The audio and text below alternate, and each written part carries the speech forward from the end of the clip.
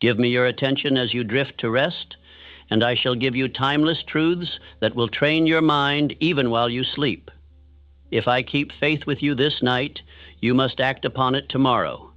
For the words you hear in these quiet hours will become commands to your subconscious mind. Sleep will not be wasted. It will become your ally. Most men treat sleep as escape. They lie down in weariness. They drift into forgetfulness. They rise with nothing changed but the passing of hours. I command you to change this habit. Let sleep become your workshop, your council chamber, your place of silent growth. The body rests, but the mind may continue to labor under right direction. You have been told that you are behind in life, that the years have escaped, that opportunity has fled. That voice is the devil's own, the same voice I unmasked when I revealed that drifting is his favorite tool. Drifting in daylight wastes hours. Drifting at night wastes dreams. From this hour you shall no longer drift. Purpose is freedom. Drift is slavery. When a man knows his definite aim, he carries it into every waking hour, and he also carries it into sleep. When Andrew Carnegie closed his eyes after a day of labor, his mind did not wander in confusion. It rehearsed the building of his empire. His subconscious was commanded by definiteness. Thomas Edison turned night into labor, yes, but he also allowed sleep to restore him with visions of the work completed. He did not treat darkness as idleness, but as a partner. He held before his imagination the glow of the electric light and carried that image into slumber, so that each morning he rose renewed in vision. I promise you this: while your body rests, your mind may drink from the fountain of purpose. The words spoken here will feed your subconscious. They will become seeds planted in fertile soil. They will grow even when you do not watch them. Tomorrow you shall reap what you plant tonight. Stop comparing your hours to the hours of other men. Measure yourself against your own purpose. The clock does not mock the man who moves with definite aim. It serves him. The world does not ask where you have been. It asks what you can render today, and you shall render more if you guide even your sleep by purpose. Do not fear the silence of night. Fear only the emptiness of drifting thought.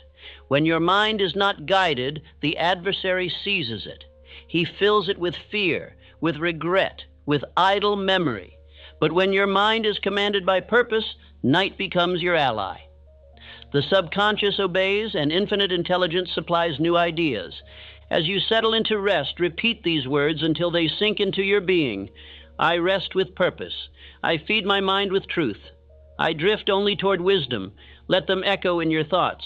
Let them become the last sound you hear before sleep. The subconscious will hear them, and it will act. I have watched men waste their nights in worry. They rehearse failure upon failure. They plant weeds in their subconscious. They rise more weary than when they laid down. Refuse this mistake.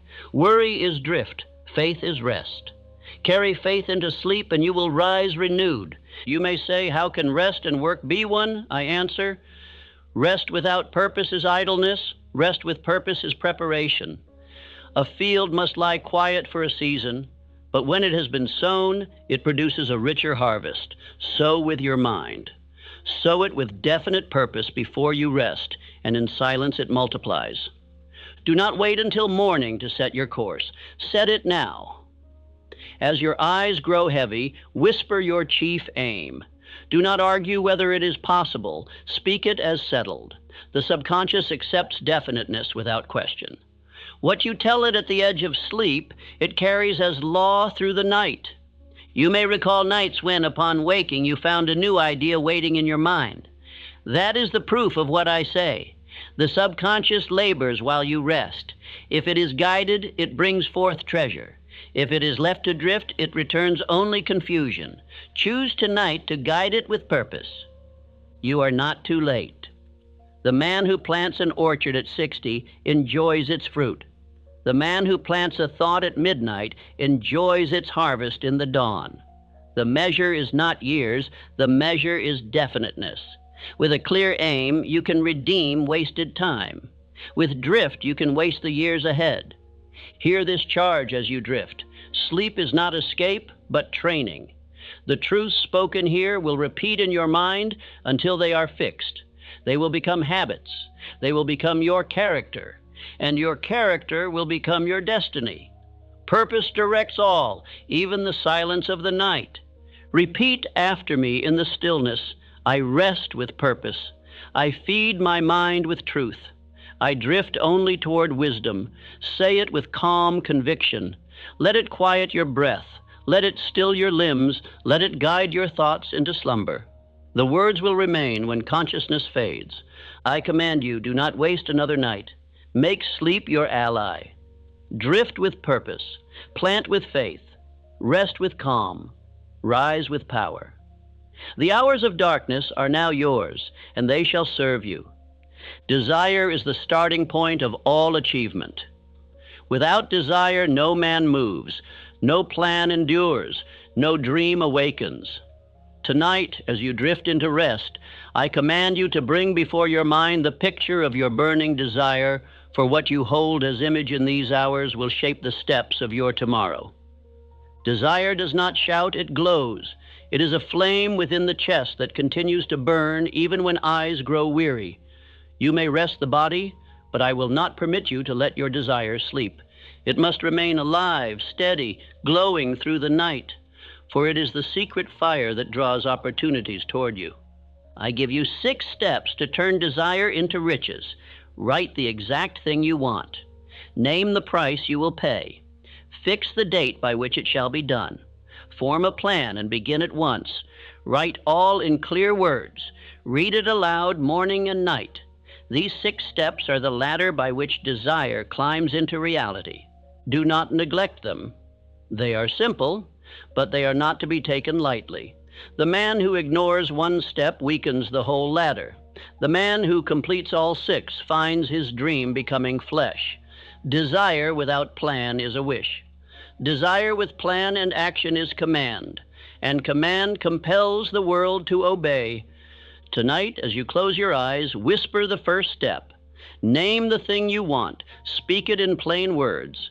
Do not say, I hope. Say, I will. Let the words ring with certainty. The subconscious accepts only definiteness. Vague language confuses it. Definite words guide it. Whisper the aim until it becomes the only sound in your mind. Now consider the price. Nothing is gained without cost. What service will you render? What habit will you change? What hour will you surrender? The man who refuses to pay price in advance does not desire, he merely wishes. The man who names his price and pays it daily proves his desire is burning and alive. Set the date. Fix it in writing. Do not say someday. Say, by this date it shall be mine. The calendar obeys the definite man. The indefinite man becomes its slave. Mark the day, carry it in your mind, and let every hour until then serve your march toward it. This is how desire conquers time itself. Form your plan. It need not be perfect. Begin with the steps you know. Revise as you go, but never wait for the perfect scheme. The road clears as you walk. The man who begins finds guidance. The man who waits for complete map remains in the same place. Action clarifies. Indecision clouds. Now begin at once. The great weakness of men is delay. They whisper tomorrow, and tomorrow never arrives. Desire dies in waiting. Begin tonight, even if it is but one act. A line written, a call planned, a note prepared. The subconscious respects only deeds. Begin, and the whole of your being will begin to align. Finally, write your aim clearly and read it morning and night with feeling. This step is the bridge between desire and faith. The words read with emotion impress themselves upon the subconscious. They become fixed habits of thought, and thoughts, repeated, create their own reality in time. Thomas Edison pursued the electric light through thousands of trials. Others laughed, others grew weary. But Edison's desire burned like a lamp no darkness could extinguish. At night, he rested, yes, but he rested with vision. He saw the glow of the bulb long before the filament was perfected. His desire gave light before the invention did. Henry Ford held before his mind the picture of a car for the common man. When engineers told him it could not be done, when banks doubted, when markets mocked, Ford's desire held him steady. He worked beyond hours, testing, failing, improving. He rested with the car still in his mind, and in time the world drove what he had first imagined. Andrew Carnegie began as a poor telegraph boy. He had little strength, little wealth, little schooling, but he had desire. He wanted to rise, he wanted to build, he wanted to serve. He learned every wire, every message. He carried his desire into every hour of labor. It was not riches that gave him desire, it was desire that gave him riches. Desire is the fountain of youth for the spirit. The man who ceases to desire has already begun to die, though his body still walks. The man who holds burning desire in his heart remains young in vision, no matter his age. Desire pulls him forward. Desire keeps his steps strong. Now, as you drift, I command you to picture your desire. See it as already attained. Do not question. Do not argue. See it, hear it, feel it. Let your imagination make it real. The subconscious accepts image as law. What you see clearly and feel deeply becomes fixed in mind and soon in life. Say softly to yourself, I know what I want. I see it in my mind. I hold to it with joy. Repeat until the words feel natural. Let them guide you into rest. The subconscious will continue repeating them after you have fallen asleep, and tomorrow you will rise with fresh strength to act. I warn you against vague aims. To say, I wish to be successful is to say nothing. To say, I will earn this amount by this date through this service is to plant a seed. Vague aims drain energy. Definite aims multiply it. The subconscious requires clarity. Give it clear command. Do not fear the size of your desire. Men have erred by making aims too small, not too great. A small aim does not stir the heart. It does not inspire sacrifice. It does not awaken imagination. A great aim lifts the spirit, commands attention, rallies allies. Aim high and you will stretch. Aim low and you will stumble. When fatigue appears, desire is the fuel that keeps effort alive. When others stop, the man of desire continues. When discouragement whispers, desire shouts louder. This is why you must kindle it nightly. Sleep without desire is drift. Sleep with desire is power. Let it burn silently as you rest. Every man who achieved greatness carried desire into the night. Edison dreamed of light. Ford dreamed of wheels. Carnegie dreamed of steel. Rockefeller dreamed of oil. Each vision was clear, definite, burning. Each carried it into slumber, and their subconscious worked upon it while their bodies rested. Now repeat after me. I desire with burning clarity. I name my aim. I see my aim. I serve my aim. I will not rest in drift. I will rest in purpose. Let the words calm you. Let them guide your breathing. Let them carry you into stillness. This is not idle repetition. It is command to the subconscious. Picture yourself already in possession of your aim. How does it feel? Hold the feeling. Let it sink into your chest, into your breath. The subconscious hears feeling louder than words. Desire must be felt, not merely spoken. As you drift, feel the joy of already having. That feeling will shape your actions tomorrow. Do not allow doubts to enter. Doubt is drift. Faith is purpose. If doubt intrudes, replace it at once. Say, I know what I want. I see it in my mind. I hold to it with joy. Speak until doubt is silenced. Let sleep find you speaking victory, not fear. The world is filled with men who rest with no aim, who close eyes only to escape. They rise with no increase. You are not such a man. You are definite. You desire. You rest with purpose. You rise with power. Say it.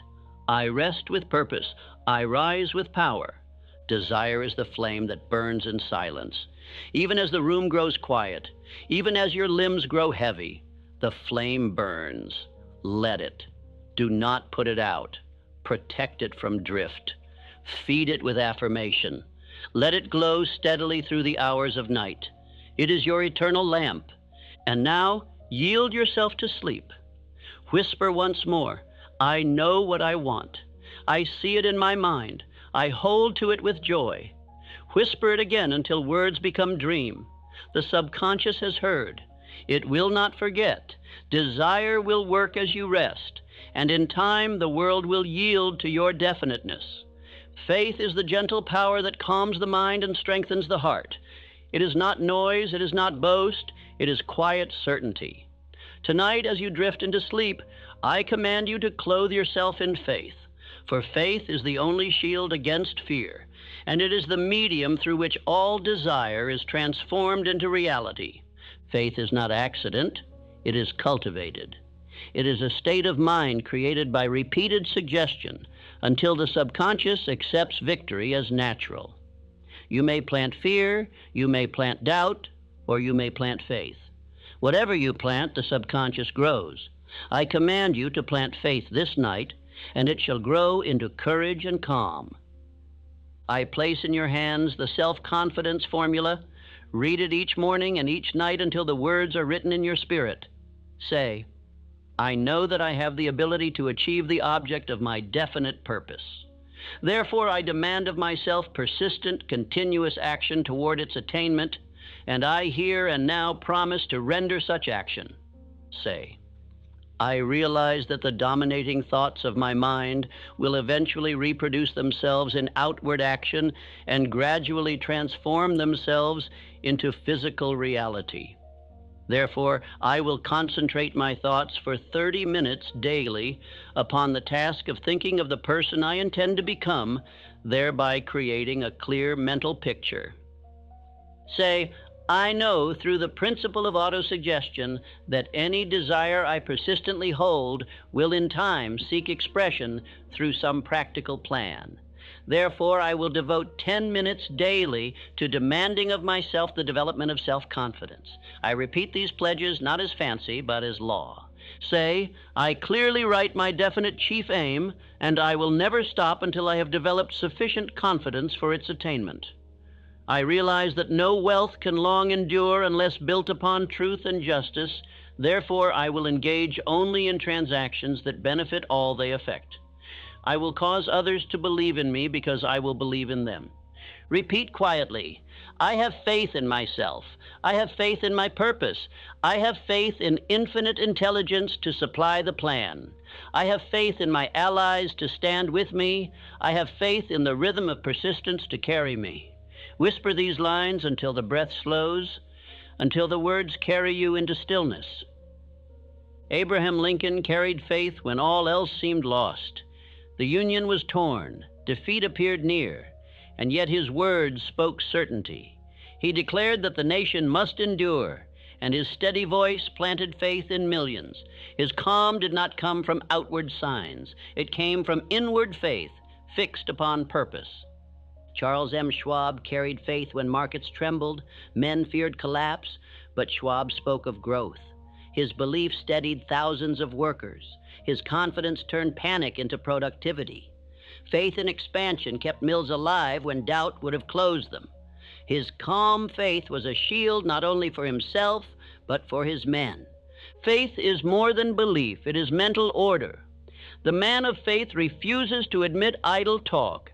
He closes his ears to gossip, to criticism, to predictions of failure. He feeds his mind only that which strengthens his aim. In the silence of night, you must do the same. Drift not into worry. Drift into faith. You may say, how can I believe when results are not yet seen? I answer, all results are born in the unseen. The seed is hidden before the harvest. The plan is secret before the building. The man of faith looks past the surface into the law of cause and effect. He knows that definite thought held in faith must in time bear fruit. Tonight, as you lay still, whisper these affirmations. I believe in my aim. I believe in my plan. I believe in my power. I persist. Whisper them until they become rhythm with your breath. Each repetition is a seed planted. Each seed is watered by faith. Each seed will grow into tomorrow's action.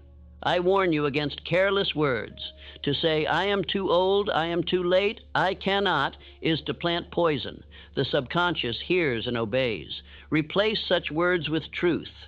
Say, I am able, I am on time, I can. Speak strength and your mind will grow strong. Speak weakness and your spirit will falter. Faith is calm, not restless. Faith is steady, not frantic. The man of faith does not need to hurry, for he knows the result is already on its way. He walks with confidence. He sleeps with peace. He wakes with strength. This is the rhythm of faith. It is the gentle music of certainty. As you breathe slowly, picture your desire already attained. Hold it in your mind until it feels real. Feel the calm of possession. Feel the gratitude of victory. The subconscious receives emotion as law. Plant gratitude and you will reap abundance. Plant calm and you will reap strength. I speak from proof. I have studied thousands of men. The successful carried faith, the drifting carried doubt. The successful spoke affirmations, the drifting spoke complaints. The successful guarded their minds, the drifting opened to every idle voice. Choose tonight which man you will be. Faith is a decision, and tonight you decide. If you find doubt creeping in, do not fight it with fear. Replace it at once with affirmations. Say, I believe in my aim. I believe in my plan. I believe in my power. I persist. Repeat until doubt is silenced. Do this nightly until it becomes habit, and habit will become character. Faith is the builder that works while you sleep. It takes the bricks of your desire, the mortar of your affirmations, and silently constructs the edifice of success. You may not hear it, you may not see it, but in time you will wake to find the structure standing. Faith builds while you rest. Now whisper with me, I rest in faith. I drift in calm. I rise in strength. Whisper until the words become dream. Whisper until faith replaces fear. Whisper until your subconscious is clothed in certainty. Then yield to sleep, knowing that infinite intelligence works with you, not against you. Faith is the gentle power that calms and strengthens. Carry it now into rest. Let it be your shield in dreams. Let it be your companion in slumber. Let it be your strength in waking. For the man of faith cannot be defeated, and tonight you are that man. Autosuggestion is the bridge between desire and its fulfillment. It is the tool by which you whisper commands to the subconscious mind until they are obeyed as law. Tonight, as you rest, I shall teach you how to whisper the right words, how to impress the right images, and how to let your subconscious labor for you while you sleep. The subconscious mind is always at work. It never sleeps. It never rests. It never tires. You may guide it with definiteness, or you may allow it to drift. If you fail to instruct it, it will accept the idle words and careless fears of the day. If you command it, it will bring forth ideas, plans, and opportunities. Choose tonight to command it. Every phrase you hear in these hours becomes instruction for tomorrow. Do not let fear be the last thought before sleep. Do not let regret be the last whisper in your mind. Instead, plant words of definiteness. Say, I am definite in purpose. I render more service than I am paid. I save with purpose. I welcome guiding flashes of plan.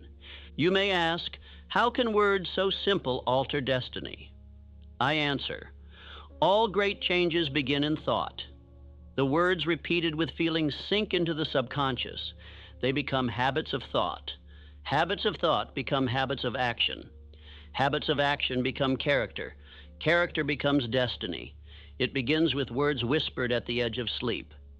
Consider Dr. Frank Gonsalves. He stood before a congregation and declared his definite desire for $1 million to build a college. He spoke with such faith and such definiteness that Philip Armour, hearing, was moved to give the sum. Gonsalves's words were autosuggestion, not only to himself, but to those who heard. His words bore fruit. F. W. Woolworth began with a small counter of cheap goods. Others mocked. He carried the picture of a chain of stores in his mind and whispered it to himself daily. He spoke in the language of certainty. The subconscious accepted, and opportunities presented themselves. Today, his name stands as proof that whispered aims can build empires. Now I command you, take your written chief aim in hand before you sleep. Read it aloud softly. Let your ears hear it. Let your tongue taste it. Let your eyes see it. Let your heart feel it. Then close your eyes and release it into the subconscious. Say, I give this aim to my deeper mind. Work upon it while I rest. Do not think the subconscious is far away. It is your silent partner. It is your unseen workshop. It is your tireless servant. It remembers what you forget. It connects what you overlook. It reaches into infinite intelligence and brings you flashes of plan, but it obeys only definiteness. Whisper clearly and it will serve you. Speak softly now. I am definite in purpose. I render more service than I am paid. I save with purpose. I welcome guiding flashes of plan. Repeat until the words become steady rhythm. Let them ride upon your breath. Let them drift into stillness. The subconscious hears every syllable and accepts them as law. Guard yourself against idle suggestion. To say, I am too tired, I am unlucky, I cannot, is to plant weeds. The subconscious will grow them. Pull them out tonight. Replace with truth. Say, I am rested. I am favored. I am able. Plant these and they will grow strong. You reap exactly what you sow in thought. Edison gave thousands of commands to his subconscious by picturing the light that did not yet exist. Ford gave commands by speaking of the car already built. Carnegie gave commands by envisioning mills already rising. Each man spoke in the tense of possession. Each man whispered certainty.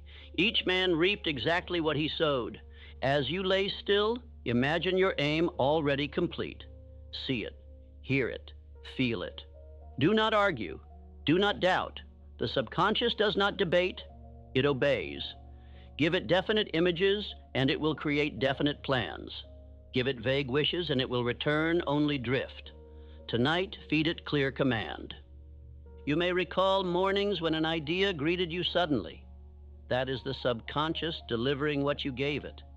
You may recall solutions arriving while you bathed or walked. That is the subconscious working while you were at rest. It does not tire. It only obeys. Give it a clear order tonight, and it will deliver. Repeat now, I am definite in purpose. I render more service than I am paid. I save with purpose. I welcome guiding flashes of plan. Speak until words grow soft, until words become dream, until the subconscious has received them. They will echo through the night. They will be your companions in slumber. Do not treat these exercises as child's play. They are the very laws by which men build fortunes, create inventions, lead nations. The words whispered tonight are the same that carried Lincoln through the war, that guided Schwab to lead steel, that inspired Carnegie to gather wealth. Do not neglect them. Use them. Now, as your breath deepens, let your chief aim fill the mind. See yourself already in possession. Feel gratitude as if it were true. Gratitude is the language the subconscious hears most clearly. Say softly, thank you. Thank you. Thank you. Say it until sleep claims you. The subconscious will carry it forward. Autosuggestion is not noise, it is rhythm. It is not demand, it is law. The words repeated nightly become the music of the subconscious. Tonight, write the first notes. Tomorrow the song will play, and in time the world will dance to your tune. Whisper one last time, I am definite in purpose.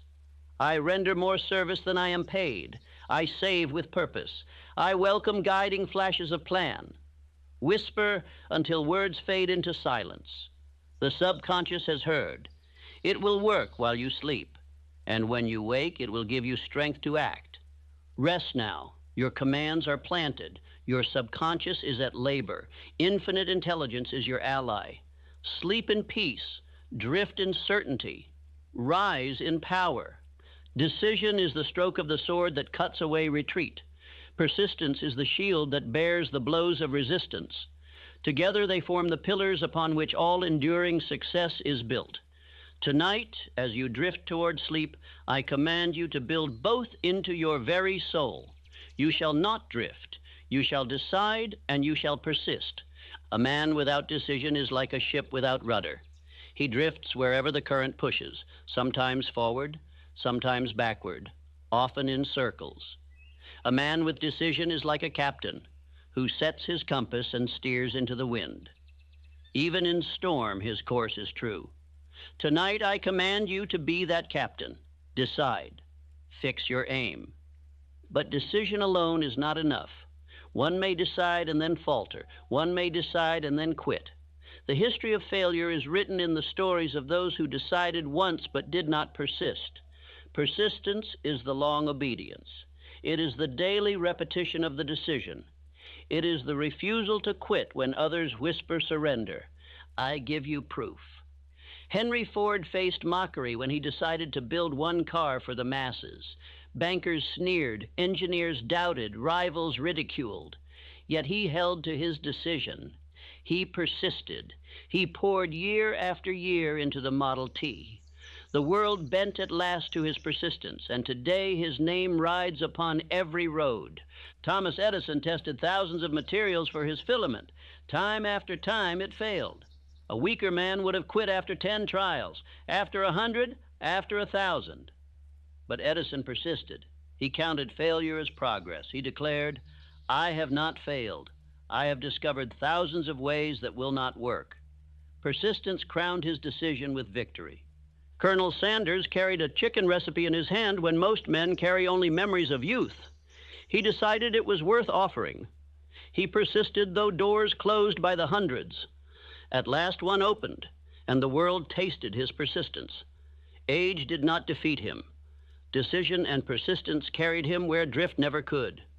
You may say, I am tired, I am late, I have tried. I answer, you have not yet persisted long enough. You have not yet held the decision through the storm. The true test is not the first mile, it is the 100th.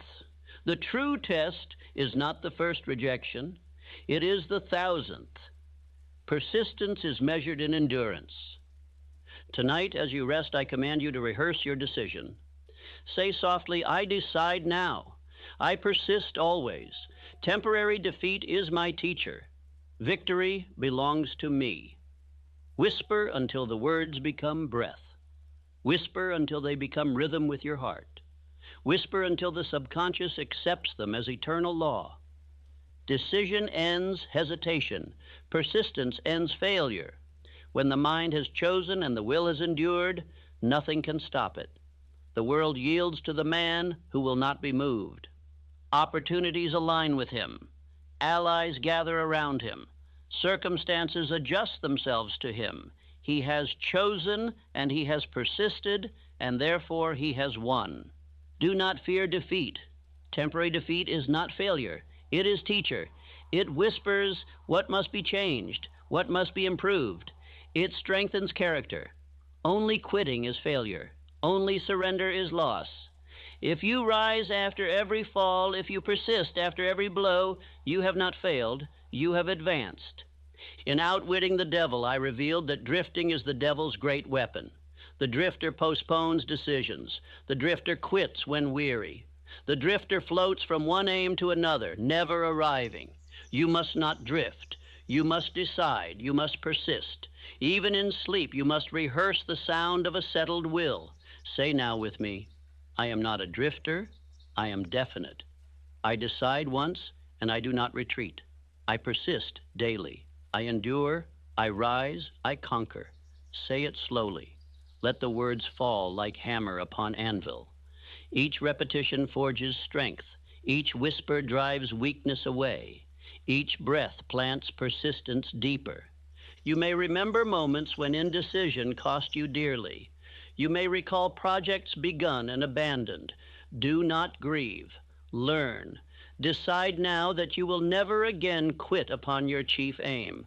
Decide now that fatigue will not master you. Decide now that criticism will not silence you. Decide now that defeat will not end you. Edison persisted through ridicule. Ford persisted through bankruptcy. Lincoln persisted through loss of election after election. Each could have quit. Each could have drifted. But each held to decision. Each persisted, and each carved his name upon history. You may carve yours if you will but imitate them. The subconscious mind must be trained in decision and persistence. It must be whispered to nightly until it accepts these qualities as your very nature. This is why I command you tonight. Whisper your decision, whisper your persistence, until sleep carries them down into the depth of mind. Say, I decide now. I persist always. Temporary defeat is my teacher. Victory belongs to me.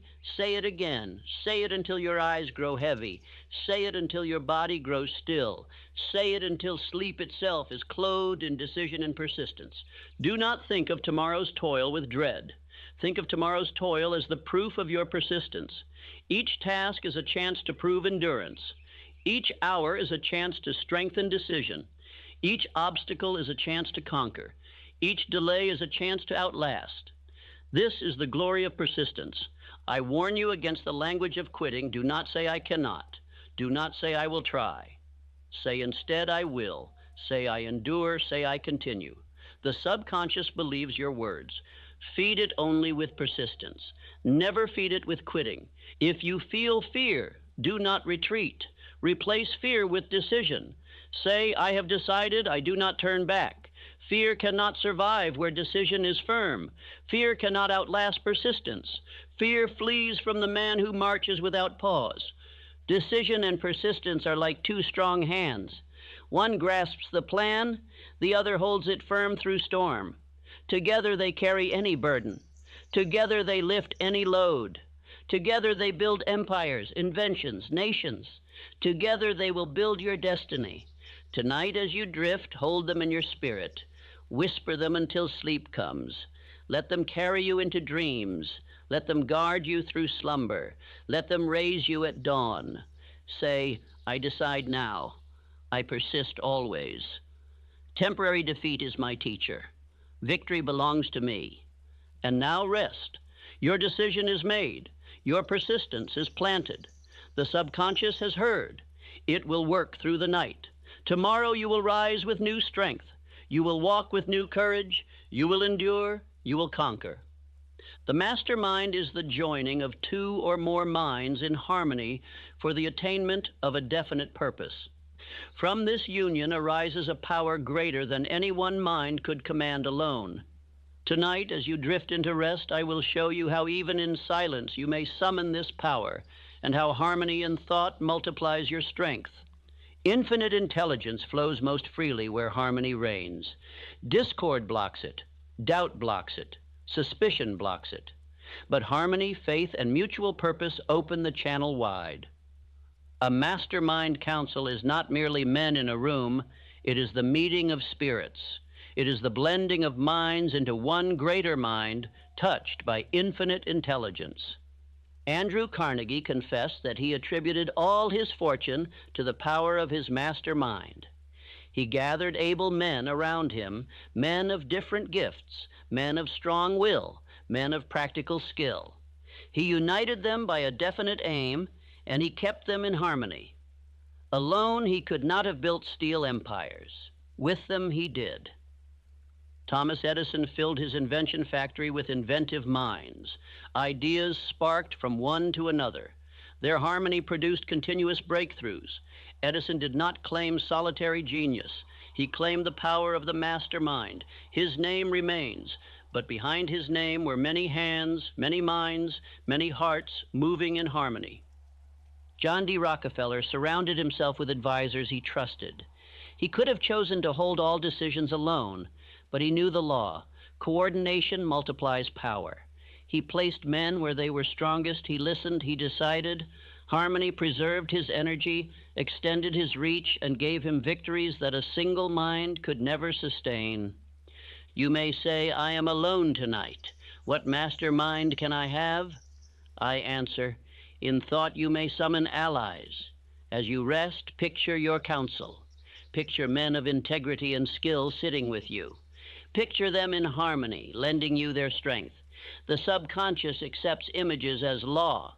Imagine harmony, and harmony begins to form. Before you drift, name 2 men whose goodwill you trust. Promise in your heart to render service to them. Promise to give before you receive. Promise to keep harmony with them. Let this be your first step toward building your mastermind. Even 2 in harmony create power greater than 1. Harmony is more precious than talent. A group of clever men in discord produce nothing.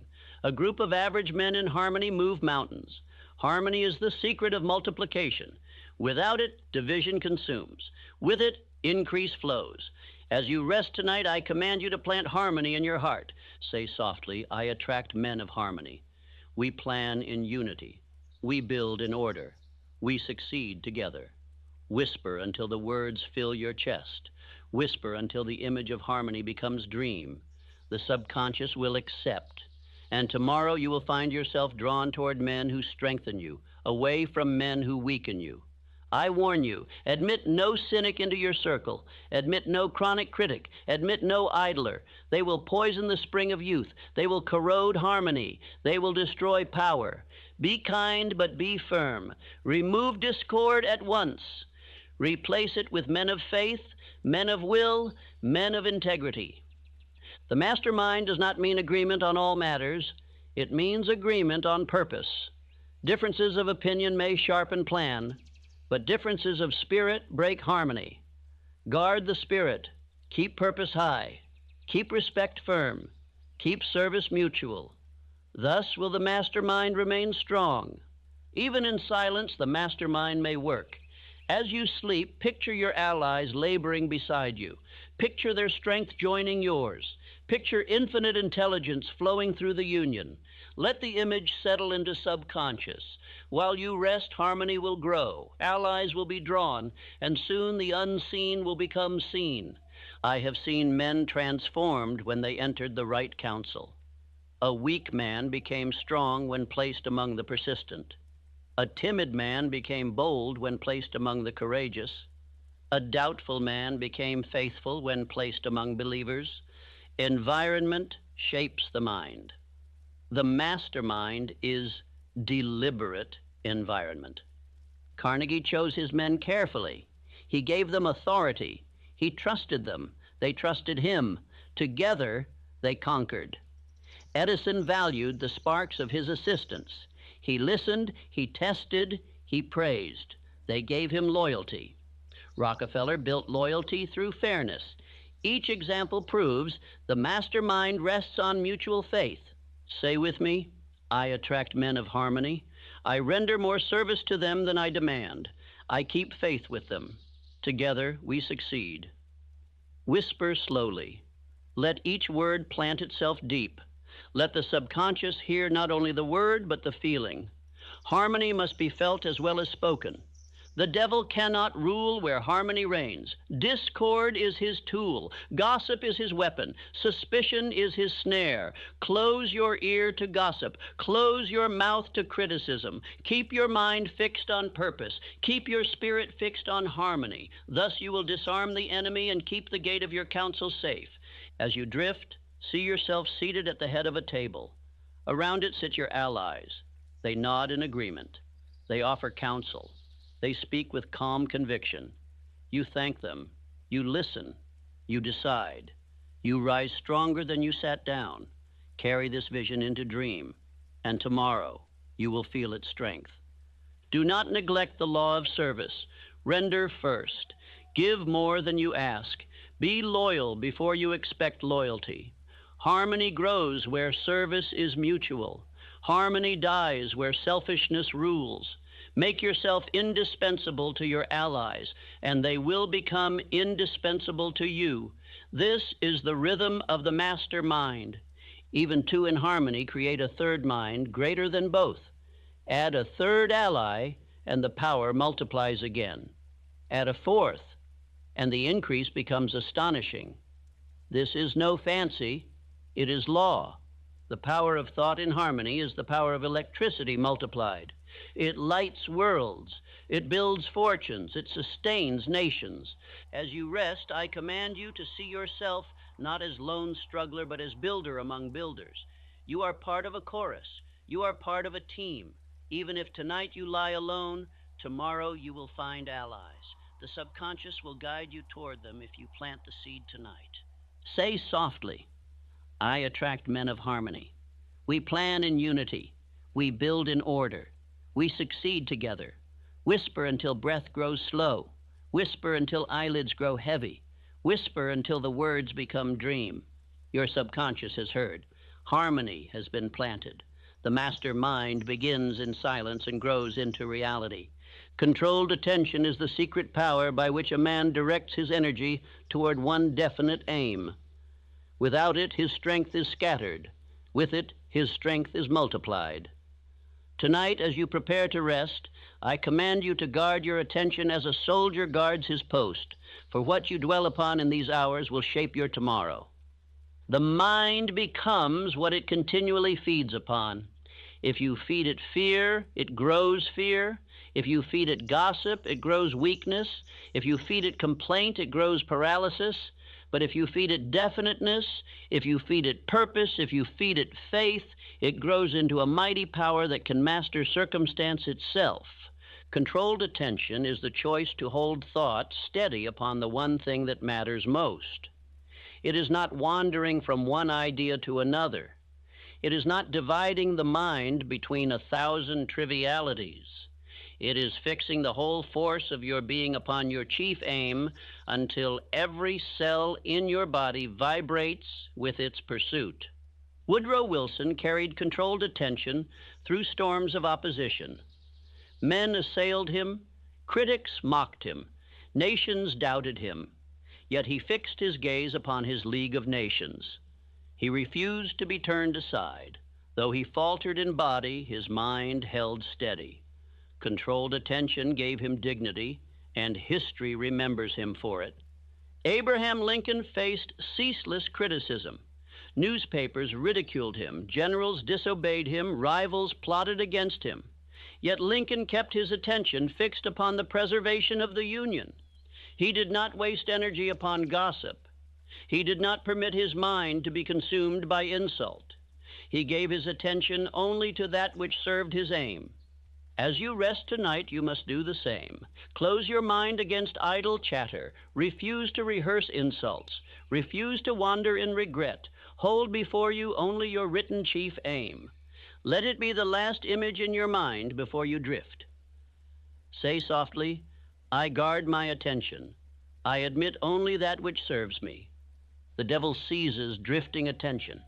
He whispers fears, he plants doubts, he magnifies worries, but he flees from controlled attention. He cannot conquer the man who holds his thought steady. He cannot enter a mind that is fixed upon definite purpose. Tonight, you bar the gate by fixing your attention. Accurate thinking is the companion of controlled attention. It is the habit of testing facts before admitting them. It is the refusal to accept rumor, opinion, or prejudice as truth. It is the discipline of the mind to ask, is this true? Is this useful? Does this serve my aim? If not, the gate remains closed. Most men let their minds become marketplaces where every peddler may enter. They permit gossip to set up stall, suspicion to sell poison, fear to cry its wares. The man of accurate thinking closes the gates. He admits only facts. He admits only truth. He admits only what serves his definite chief aim. Tonight, before you sleep, I command you to guard the gates of your mind. Refuse entry to the intruder. Admit only the thought of your chief aim. Whisper softly, I guard my attention. I admit only that which serves me. My thoughts obey my aim. Repeat until the words close the gates of thought. Andrew Carnegie gave his mornings to the tasks of greatest importance. He refused to squander his best hours upon trivialities. This was controlled attention. He focused where return was highest. He guarded his attention as treasure.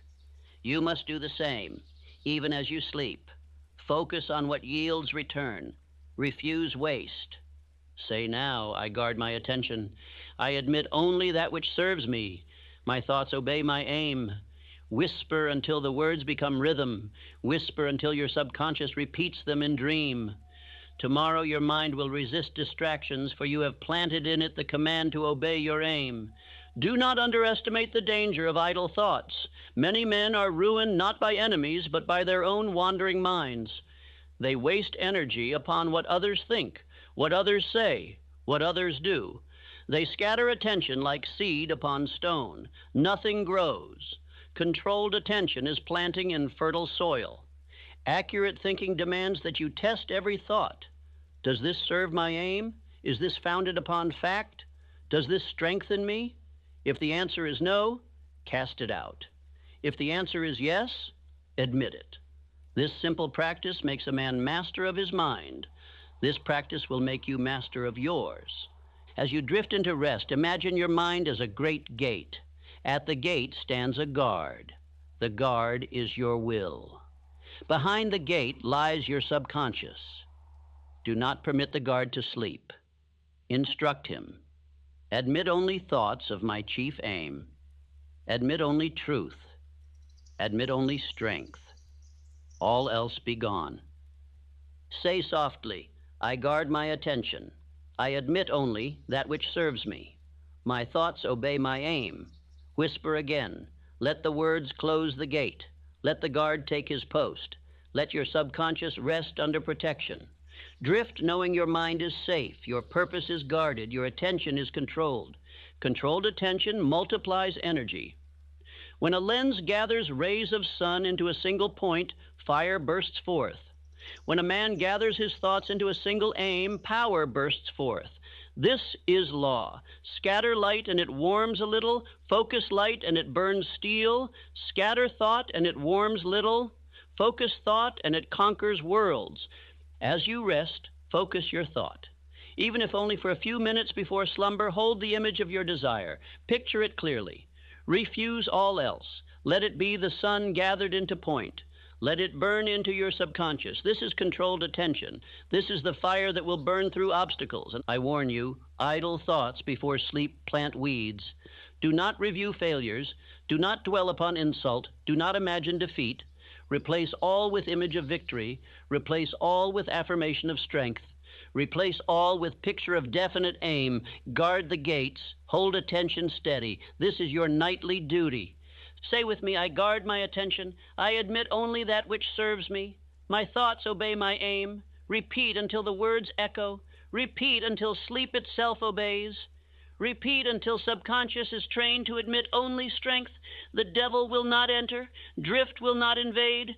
Purpose will be safe. Rest now. Your gates are closed. Your attention is fixed. Your mind is guarded. Your subconscious is safe. Tomorrow you will rise sharper, clearer, stronger, for you have practiced controlled attention. You have planted accurate thinking. You have guarded the gates of the night. The golden rule is the law that holds all other laws together. Do unto others as you would have them do unto you.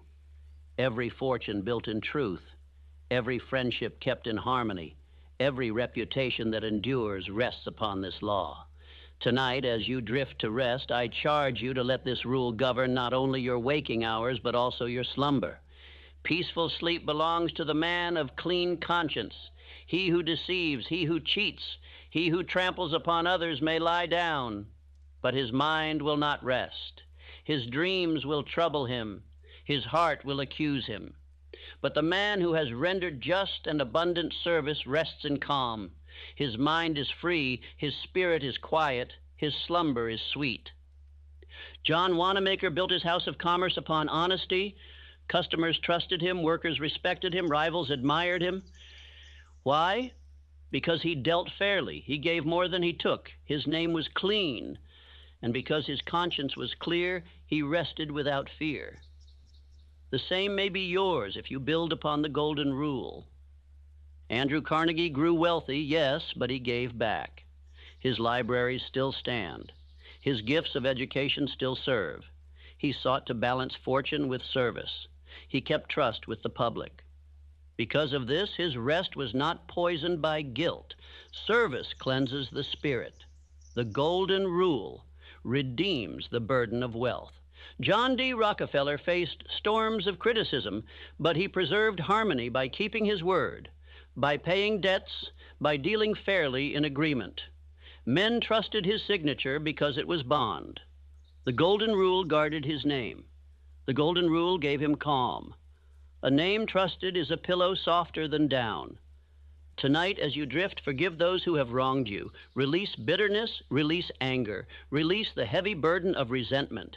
Carrying anger into sleep is poison to the subconscious. Release it and be free. Whisper, I forgive. I release, I bless. Let the words lighten your chest. Let them cleanse your mind. Let them carry you into rest. Whisper softly, I render just and abundant service. I walk in harmony. I rest in peace. Repeat until words become rhythm with your breath. Repeat until your heart beats in calm agreement. Repeat until your subconscious is filled with law of fairness. Sleep under the banner of the golden rule and rise in harmony. The rhythm of rest is as important as the rhythm of labor. The body must renew. The mind must restore. The spirit must refresh. Work without rest exhausts. Rest without work decays. Balance is law. The rhythm of day and night, of labor and sleep, of giving and receiving, must be kept if success is to endure. The farmer lets his field lie fallow that it may yield richer harvest. The worker must sleep that he may work with vigor. The thinker must rest that thought may be sharp. Do not despise rest. Do not neglect it. Embrace it as part of the rhythm of success. Drift not in waste, but in wise renewal. Say, I rest in peace. I rest in strength. I rest in harmony. Whisper slowly. Let each word draw you deeper into stillness. Let your subconscious be trained that rest itself is service. For in rest you prepare to render greater service tomorrow. Let the rhythm of night become the rhythm of growth. The golden rule extends into thought. Think of others as you wish them to think of you. If you desire respect, think respectfully. If you desire trust, think trustfully. If you desire goodwill, think kindly. The subconscious reflects thought outward. Whatever you habitually think of others becomes their habit toward you. Do not allow suspicion to linger. Do not allow envy to poison. Do not allow contempt to corrode.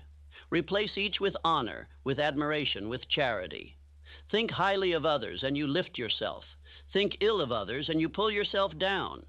The law cannot be cheated. What you sow in thought, you reap in relation. As you rest, whisper, I honor others.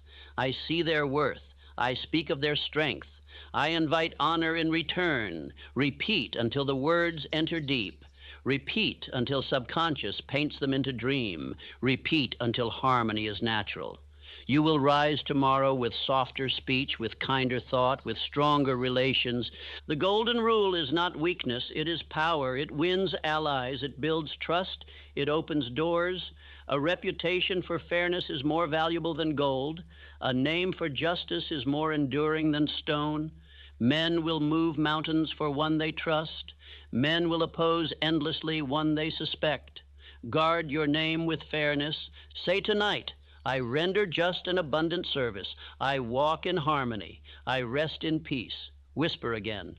Let bitterness go. Let complaint go. Let suspicion go. Fill the mind with fairness. Fill the heart with goodwill. Fill the spirit with peace. This is the true pillow for sleep.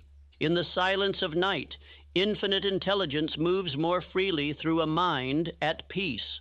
Worry blocks it. Anger blocks it. Greed blocks it. But fairness opens the gate. Harmony opens the channel. Peace invites wisdom. The man who rests under the golden rule wakes with flashes of plan. Forgive now one man you have resented. Bless now one man you have envied. Release now one man you have judged. Do this before you close your eyes. It will lighten you. It will free you. It will plant peace in your subconscious. Peace will yield harmony. Harmony will yield strength. As your breathing slows, say, I rest in harmony, I wake in strength, I serve in fairness, I live in peace.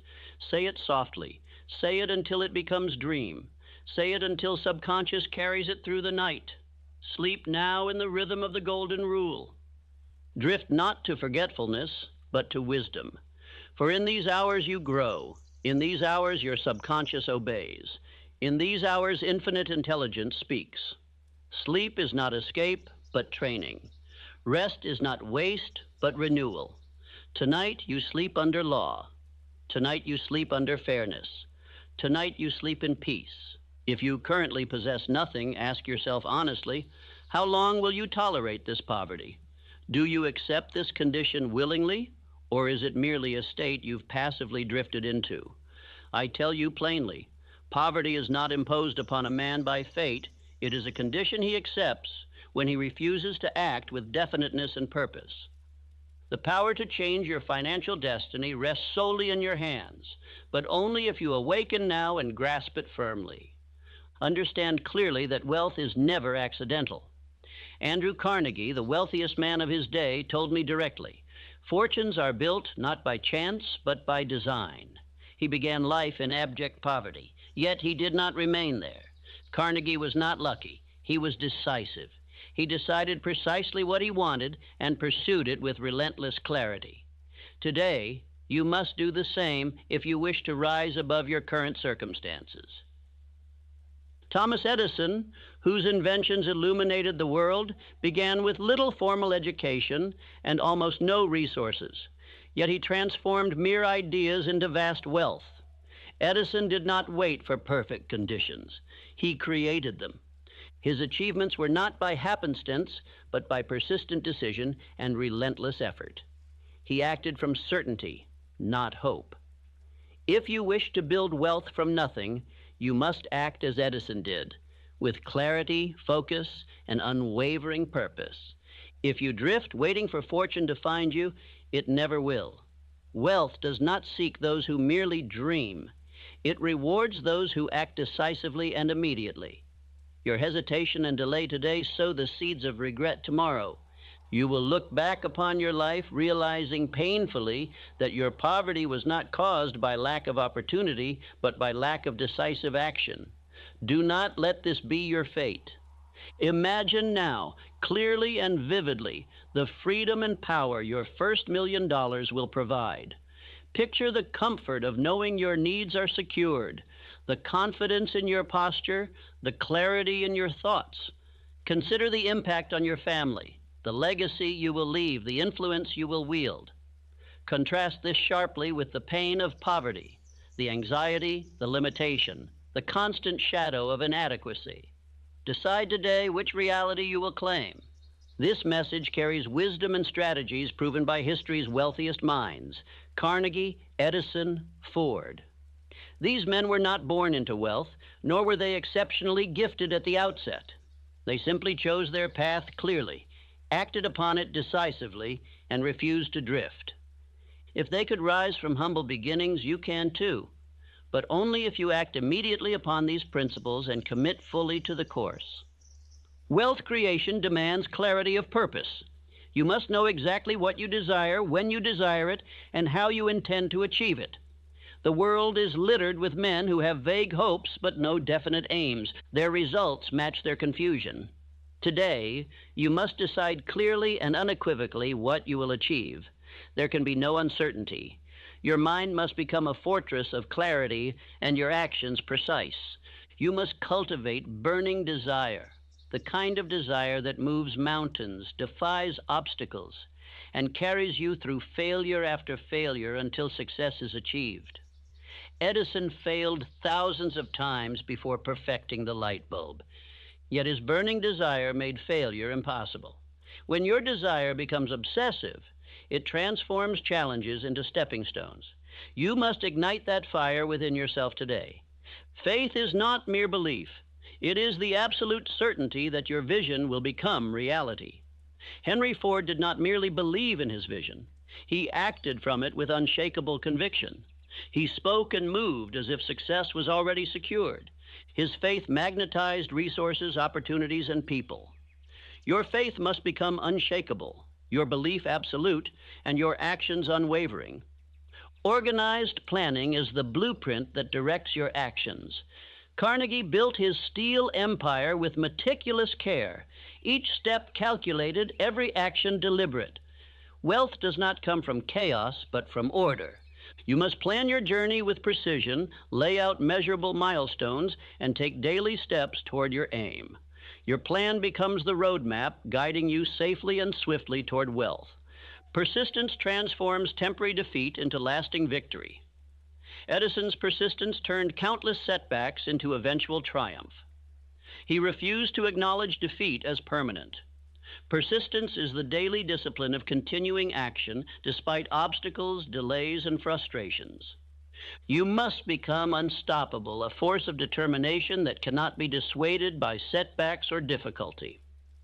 Self-control and discipline ensure your habits, emotions, and daily routines remain aligned with your purpose. John D. Rockefeller disciplined his habits to match his ambitions. Charles Schwab controlled his emotions under pressure.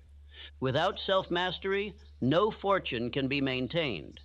You must discipline yourself relentlessly, building habits that reflect your aim and preserve your wealth. Accurate thinking and controlled attention sharpen your mind and guard your purpose. Alexander Graham. Bell approached every invention methodically, focusing his mind exclusively on achieving his goal. Your thoughts must become precise, your attention undivided. Distraction must become your enemy. Precise thought and relentless focus bring clarity and command opportunities to your doorstep. Finally, going the extra mile transforms ordinary efforts into extraordinary results. W. Clement Stone always gave more than was required, creating surplus value. Wealth multiplies for those who exceed expectations, who add unexpected value, and whose excellence speaks louder than their words. You must commit yourself to surplus effort, becoming indispensable to all you serve. Today you have a choice. Continue drifting and remain trapped in poverty, or claim the wealth that is rightfully yours through decisive, disciplined, relentless action. These principles are not merely ideas. They are proven laws that have guided every great fortune. They will guide yours as well, but only if you act now. Wealth waits for no man who hesitates. You must now declare your decision clearly, firmly, and irrevocably. Wealth creation is not a passive pursuit. It demands immediate and sustained action. Your first $1 million is not a dream. It is a definite goal waiting to be claimed. Your actions today determine your financial future. Choose now to act decisively and live the principles you have been given. Declare with certainty. Today I choose to claim the wealth that is rightfully mine. This affirmation must become your daily mantra, your personal law, and the foundation of your wealth-building journey. Speak it aloud with conviction. Act upon it daily. Let every thought, word, and deed reflect your certainty and commitment. The time for hesitation has passed. The moment for decisive action has arrived. Your future is shaped not by chance, but by your clarity, desire, faith, planning, persistence, discipline, accurate thinking, and surplus effort. Commit today and begin your journey toward unstoppable wealth. Your first million awaits, not someday, not tomorrow, but right now. Every fortune, great or small, begins with a single unshakable foundation, a definite chief aim. Without it, a man is like a ship without a rudder, adrift at the mercy of winds and currents, hoping to arrive somewhere but destined to reach nowhere. But with it, he becomes a force of nature, moving with precision, purpose, and power. Henry Ford was not the most educated man of his time. He did not possess great wealth in his youth.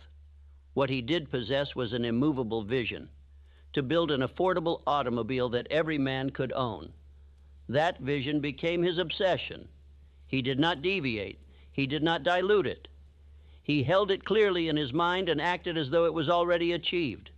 That clarity, his definite purpose, directed every hire, every invention, every production line. It organized his thoughts. It prioritized his time. It attracted men, money, and machines. It made him rich. Ford did not hope to succeed. He knew he would because he had already decided it. You must now decide your aim, not vaguely, not someday, but clearly and now. What is the exact amount of wealth you wish to accumulate? By what date? In what form? And through what service will you render value to the world in exchange? Write this down. Speak it aloud. Memorize it. Let it become your compass. Let it govern your decisions. A man who knows where he is going cannot be distracted. He cannot be discouraged. He cannot be defeated because he refuses to turn back. Say this aloud. My purpose is definite, clear, and it guides me unfailingly toward wealth. Speak it as a man speaks law. Let it thunder within your chest. You are not a wanderer. You are a builder. And every day you walk the blueprint you've laid. Without a definite chief aim, all effort is wasted. You will work, yes, but your work will lead nowhere. You will plan, but your plans will collapse. You will move, but in circles. The man without a purpose is always busy, always tired, always frustrated, because he never arrives. But when your aim is clear, your mind sharpens, your body rises. Your time is spent with intention. Your conversations become focused. Your habits align. The world senses your certainty and responds to it. You begin to attract what once eluded you. Let your definite purpose be specific. I will accumulate $1 million by providing a unique service in my field within 36 months. That is not a dream. That is a command. And when spoken with belief and followed with action, it has the power to shape reality. Do not hide your aim. Declare it. Write it on your wall. Share it with your mastermind allies. Let them hold you to it. Let them challenge your drift. Let them sharpen your focus. A clear aim, when repeated and reinforced, becomes unstoppable. Your aim must be burned into your mind. You must be able to recite it without effort. It must live in your thoughts, guide your tongue, and be felt in your stride. A man who knows his aim carries an invisible weight, a power others sense and respect. Do not fear setting a high target. A small aim brings small effort, but a mighty aim stirs your whole soul. If it does not move you when you speak it, it will never move the world. Your aim must be a declaration of identity. This is who I am. This is what I build. Let me make this clear.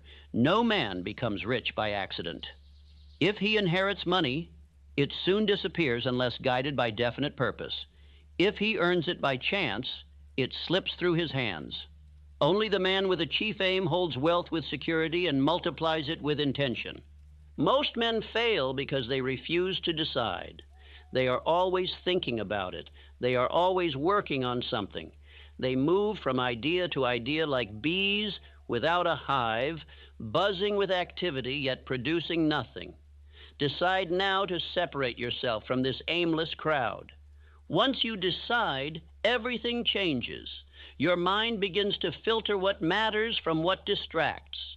Your eyes begin to see what was always there. Your ears begin to hear opportunity. You begin to carry yourself differently because you know where you are going. Affirm it once more. My purpose is definite, clear, and it guides me unfailingly toward wealth. These are not words. They are marching orders. They are the sound of direction, the sound of certainty, and the sound of power. Take time today to write your definite chief aim. Read it aloud. Close your eyes and see it clearly. Speak it with strength, and act upon it with discipline. Do not wait. Do not wander. You are now a man of purpose, and that purpose shall build your wealth. Now that your aim is defined, the next law must be ignited. Burning desire, the inner fire that turns a declaration into destiny. Burning desire is the fire beneath your purpose. It is the heat that turns thought into action and intention into results. No wealth has ever been created without it. No great fortune has ever been assembled in the absence of it. Without desire, all knowledge is useless. Without desire, the greatest aim remains a lifeless idea. Desire is not a passing interest. It is not a soft hope. It is not a polite wish whispered to the stars. Burning desire is a force that possesses a man. It wakes him up early. It keeps him working late. It whispers to him in silence and drives him to action when others rest. Look to Edwin C. Barnes. He did not merely hope to work with Thomas Edison. He decided he would be Edison's partner. That was his burning desire. He had no money, no credentials, no invitation, but he had a decision. And that decision burned hot enough to get him onto a freight train, traveling across the country to knock on the door of one of the greatest inventors in history. Edison gave him a menial job, but Barnes didn't complain, he didn't drift, he didn't question. He waited, and he worked, and he watched. His opportunity came because he remained ready. One day, Edison needed a man to sell a new invention. Others hesitated. Barnes stepped forward, and in that moment, his desire met its reward. That is how burning desire works. It outlasts delay. It outshines credentials. It burns so hot that the world must yield to it. It is not loud, but it is unstoppable. It does not beg, but it commands. You must now kindle such a fire within yourself. Repeat this aloud. My burning desire is relentless, driving me inevitably toward unstoppable wealth. Speak it from your belly, not your lips. Say it as a truth, not as a hope. Let it stir your blood. Let it move your muscles. Let it become the rhythm of your daily march. Desire begins with imagination. Picture your goal clearly. See the $1 million in your mind. Picture it in the vault, in the account, in your possession. See what it does for your family. See what it does for your confidence. Feel it as if it is already yours. Desire grows through repetition. Each day, repeat your aim aloud. Repeat your affirmations. Read your written purpose. Carry it with you. Speak it in moments of doubt. Speak it when you are tired. Speak it when others tell you to be realistic. Burning desire makes the realistic irrelevant. Surround yourself with symbols of your desire. Place images of wealth, progress, and achievement in your workspace. Keep reminders in your pocket. Let no hour pass without touching, seeing, or speaking your goal. Desire must be fed or it fades. Remove all other options. The man with burning desire does not give himself a back door. He does not ask, what if this doesn't work? He says, this must work because I will not quit. Barnes did not say, if not Edison, then someone else. He said, Edison or nothing. That is what desire demands. Be willing to suffer for it. Desire that costs nothing earns nothing. If you will not trade your comfort, your ease, your distractions, then you are not ready. Desire demands a price, and the man who pays with everything gains everything. Make your desire emotional. Link it to your pride. Link it to your family. Link it to your legacy. Let it touch something sacred inside you. When your aim is tied to your very identity, you will not quit. You will move forward through any resistance. Do not confuse activity with desire. Many men stay busy, but few are driven. Burning desire makes your actions sharp. It makes your work deliberate. It gives urgency to your steps. The man of desire does not drift, he advances. Say it again. My burning desire is relentless, driving me inevitably toward unstoppable wealth. Let this sentence become your inner echo. Speak it until it rewrites your identity. Until you no longer try, you execute. Until you no longer hope, you expect. The world yields to men of burning desire. People follow them. Money flows toward them. Doors open for them. Why? Because desire is rare. Most men are half awake, lukewarm, distracted. But when a man burns for something, everyone feels the heat. Let that man be you. Let your days be driven by obsession. Let your thoughts return to your aim without permission. Let others call it madness. You will call it purpose. And one day they will call it genius. Burning desire makes discipline easy. It makes sacrifice simple. When your want is deep enough, you don't need to be convinced. You don't need to be pushed. You don't ask for motivation. You are already in motion. Fuel it with words. Fuel it with vision. Fuel it with action. Do something every day that expresses your desire. Make a sale, build the plan, study, write, speak, teach, earn.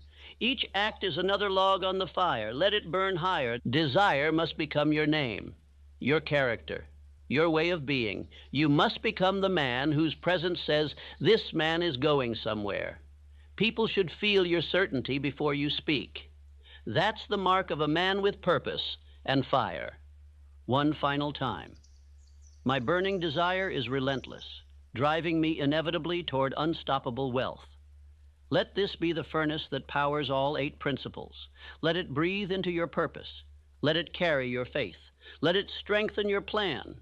Let it defy your obstacles. Let it make your wealth inevitable. Now that the fire is lit, the next power must rise: faith, the invisible force that converts desire into results. Faith is the invisible power that binds desire to results. Without it, desire is just a longing. But when faith is added, the dream becomes a command. It is no longer a question of if, but when. Faith is the mind's declaration. It is already mine. I now walk toward it. Andrew Carnegie did not wait for others to believe in him. He believed in himself. He believed in steel when others saw only iron. He believed in expansion while others shrank from risk. He believed in his vision with such certainty that others began to believe too. That is how faith operates. It multiplies. Carnegie spoke and acted as though his fortune already existed. His words were filled with certainty. His movements were bold. His thinking was expansive. Faith gave him eyes to see opportunity where others saw only scarcity. That same power is within you now, but it must be awakened. Say aloud, "My faith is unshakable, and it brings my wealth to me now." Say it slowly, then firmly. Let the words fill your chest. Speak them until you feel the weight of certainty settle over your spirit. You are not hoping, you are declaring. Faith is built by repetition. Each time you speak your definite purpose aloud with belief, you are carving it deeper into the subconscious. Each time you visualize your aim as already complete, you are training your mind to expect, not beg, not plead, expect your desired outcome.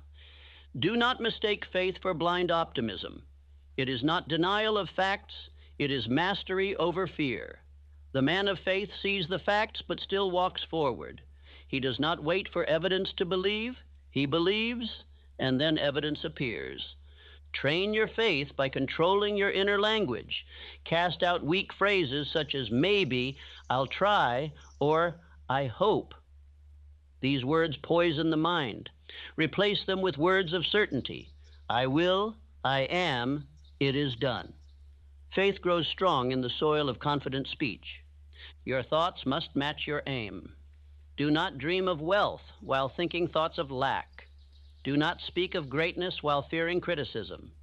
Do not plan success while expecting failure. Faith is not divided. It is total. You must believe with your whole being. Feed your faith daily. Read your written goal aloud. Visualize the result. Speak affirmations with power. Picture your first million in detail. See the numbers. Feel the security. Smell the success. Act each day as if it were already deposited. That is faith in motion. Faith also commands action. The man who believes moves swiftly. He does not delay. He does not seek approval. He does not need reassurance. His certainty creates movement, and his movement creates results. Walk like a man who already possesses the fortune he desires. Understand this. Fear is faith turned upside down. It is belief in failure. It is expectation of loss. Faith and fear cannot live in the same mind. You must starve fear by feeding faith. You must cancel doubt with decision. You must move forward even when afraid. Do not ask the world to give you signs. Be the sign. Faith does not wait for conditions to be perfect. Faith says, the moment I decide, the world begins to shift. The men who change history never waited. They believed and they built. Let your mastermind reinforce your faith. Speak your aim among strong minds. Declare your belief aloud. Let their certainty sharpen yours. Let no doubter sit at your table. Let no critic hold your ear. You are building something sacred. Protect your spirit. Repeat again. My faith is unshakable, and it brings my wealth to me now. Let this be your shield against discouragement. When delay comes, speak it. When doubt creeps in, shout it. When fear whispers, answer with fire. I already possess what I have decided to receive. Faith also shows in posture, in tone, in decision, in the way you shake a man's hand, in how you enter a room, in how you invest your time. Let your whole being reflect the belief that your first million is already yours, and you are simply completing the transaction. A man of faith does not beg for support. He earns it. He does not chase opportunity. He becomes opportunity. He does not seek pity. He expects partnership because he believes, not in luck, but in law. The law that says what you believe with emotion and act upon with decision must become your reality. Every fortune is built on faith. When no one else sees the vision, faith sees it. When others laugh, faith builds. When doors close, faith kicks them open. It is not arrogant, it is assured. It does not need to shout, but it never flinches. Your faith must become a daily practice. It is not something you feel once and forget. It is something you nurture, shape, and speak. Speak it when you rise. Speak it before you sleep. Speak it before every meeting, before every sale, before every challenge. Affirm once more. My faith is unshakable, and it brings my wealth to me now.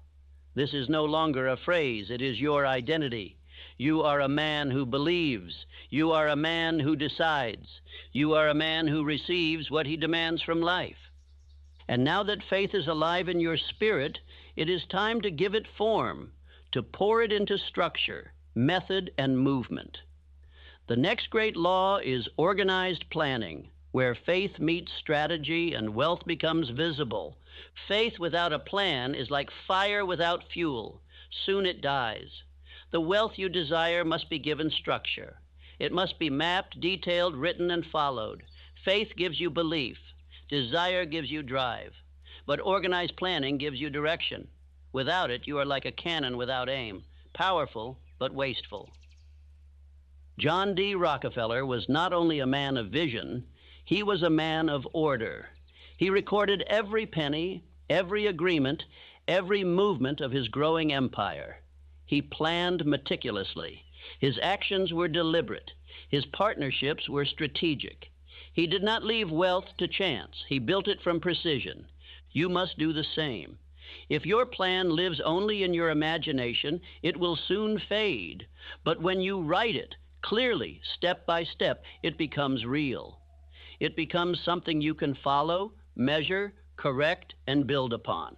A plan is your bridge between thought and fortune.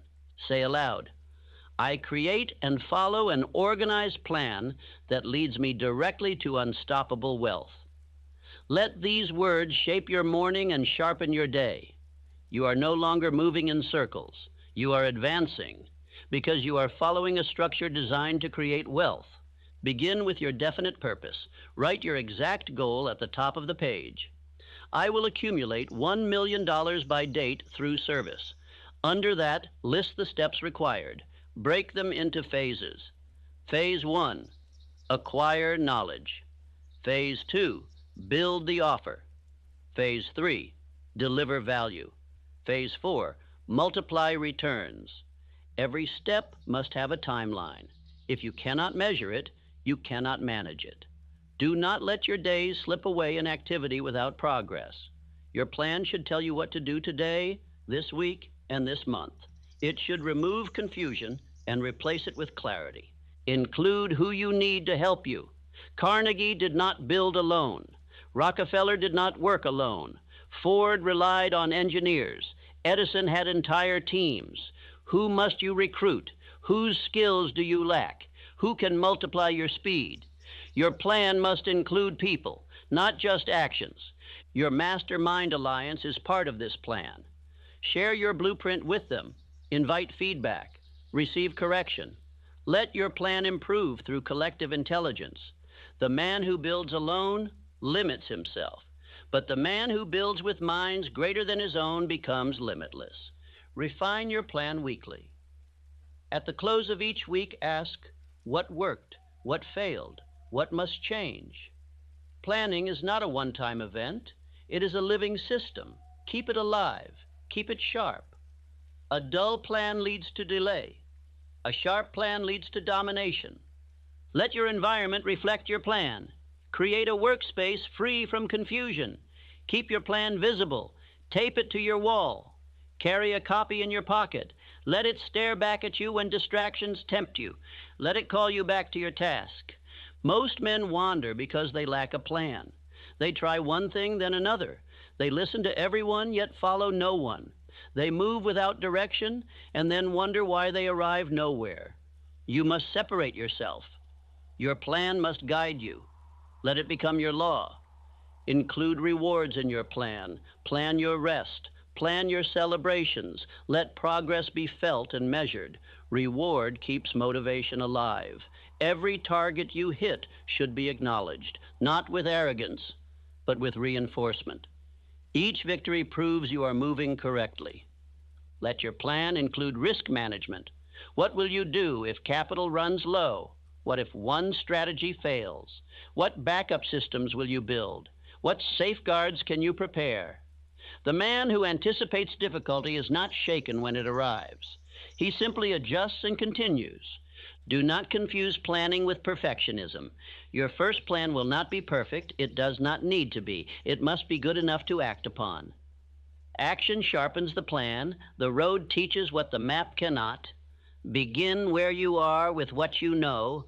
Refine as you go. Write this clearly at the top of your plan.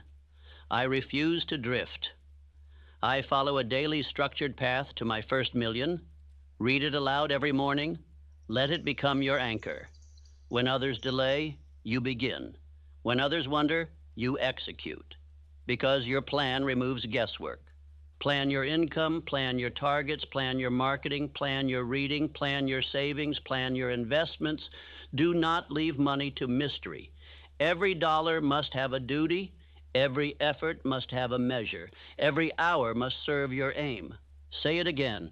I create and follow an organized plan that leads me directly to unstoppable wealth. These are the words of a builder, not a dreamer. A man who hopes drifts, but a man who plans builds. Let your actions reflect the architecture of your destiny. As you walk this path, your plan may stretch you. It may frighten you. Good. It means it is pulling you upward. If it is too easy, it is too small. Your plan must match your vision, and your vision must match your worth. Let no day pass without reviewing your plan. Let no week pass without adjusting it. Let no month pass without measuring results. This discipline turns your vision into a machine, and the machine, once built and oiled, begins to produce wealth without hesitation. Now that your faith has been given form, your desire given direction, and your mind given structure, it is time to develop the iron quality that ensures your plan is carried out without fail. Persistence.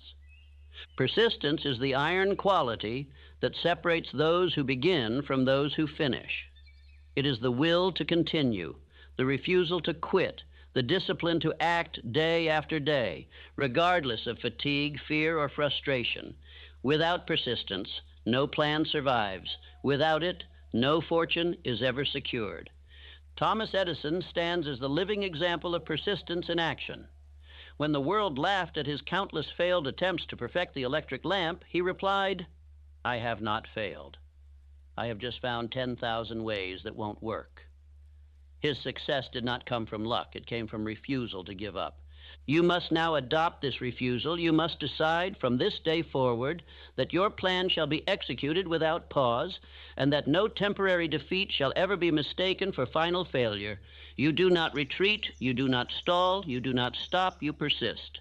Say aloud, "My persistence never falters. I continue until wealth is securely mine." Let this statement be written on the walls of your mind. Let it ring in your thoughts each time you face delay. Persistence is not emotional. It is mechanical. It is habit. It is decision, repeated. Temporary defeat is inevitable. It will visit every man, but defeat is never permanent unless you allow it. Most men stop when progress slows.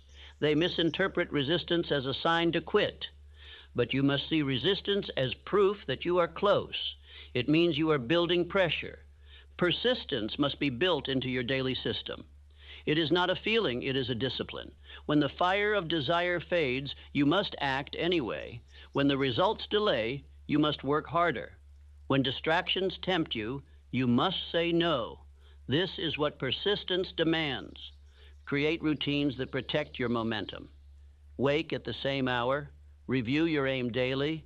Complete your core tasks before noon. Track your progress. This rhythm strengthens your will. The man who moves rhythmically does not depend on emotion. He relies on principle. Let your mastermind reinforce your persistence. Report your efforts. Share your obstacles. Let them challenge you to continue. When your will weakens, their belief will carry you. When theirs fades, your persistence will lift them. This is the secret power of organized allies. Do not allow inactivity to become your habit. The longer you delay, the harder it becomes to begin again. Action builds energy. Inaction steals it. When tired, do something. When discouraged, do something. When overwhelmed, do something. Let motion restore momentum. Remember clearly, every great fortune is built in the face of difficulty. Rockefeller faced enemies in government. Carnegie was mocked and underestimated. Ford was told his vision was absurd, but they all persisted. And because they did, the world now remembers their names. Say again, my persistence never falters. I continue until wealth is securely mine. Speak it when your mind says stop. Speak it when results are invisible. Speak it until your body obeys. These words are not comfort, they are command. Let them move you. Understand that every step you take under pressure increases your capacity. Resistance builds strength. Delay builds character. Rejection builds resolve. The man who persists becomes unrecognizable to the man he once was. He is transformed by his refusal to yield. Track your consistency. Keep a daily log of tasks completed. Hold yourself accountable. If you miss a day, acknowledge it. Then act again. Do not spiral into shame. One missed step is nothing. 10 missed steps is a pattern. Persistence demands recovery, not perfection. Feed your spirit with victory. Revisit past wins. Remind yourself of what you've already overcome. Celebrate progress. Even small wins matter. Each one is proof that you are capable. Let these memories fuel your feet when fatigue arrives. Do not wait for inspiration. Inspiration is the reward for movement, not the prerequisite. Begin now, and you will soon feel inspired. Wait for inspiration, and you may never begin. Let your motto be, I act, therefore I advance. Build persistence like a muscle. Begin with one hard thing per day. Increase your resistance over time. What once seemed difficult will soon become routine. What once frightened you will soon excite you. The man of persistence grows more powerful each day. Let your environment support your persistence. Remove clutter. Silence distractions. Make your workspace a place of action. Set visual reminders of your aim. Surround yourself with people who move, build, and climb. Their pace will lift yours. Do not measure progress by speed. Measure it by consistency. The man who sprints then stops gains little. The man who walks daily gains everything. Wealth does not require a rush. It requires a rhythm. And that rhythm is built on daily effort, repeated. Say one final time, my persistence never falters. I continue until wealth is securely mine. Speak it now and again tomorrow. Let it become your shield against drift. Let it be the banner you raise when resistance appears. And now that your persistence has been forged in fire, you are ready to master the principle that keeps your path straight, your actions clean, and your future strong. Self-control and discipline. Self-control and discipline are the gates through which all wealth must pass. A man may possess desire, faith, a plan, and persistence, yet still fail if he lacks control over his emotions, his habits, and his time. Wealth is not built in chaos. It is born in order. Discipline is the invisible hand that steadies the builder as the structure rises. Charles Schwab was not known merely for his charm or intelligence. He was revered for his control. In the midst of steel strikes and financial storms, he remained calm, composed, and commanding. His discipline became the anchor of the empire he helped forge. Without discipline, success unravels. With it, it multiplies. Discipline is not punishment, it is protection. It guards your focus. It strengthens your habits. It preserves your energy for what matters most. The man who disciplines himself once, daily, soon finds himself ahead of men who are scattered and distracted, no matter how talented they may be. Say this aloud: I master my thoughts, habits, and emotions, securing unstoppable wealth. Let these words take root in your character. Discipline is not what you do occasionally. It is who you become permanently. You will not act like a wealthy man. You will become one. Discipline begins in the mind. You must take command of your thoughts. When fear speaks, silence it. When doubt whispers, counter it with truth.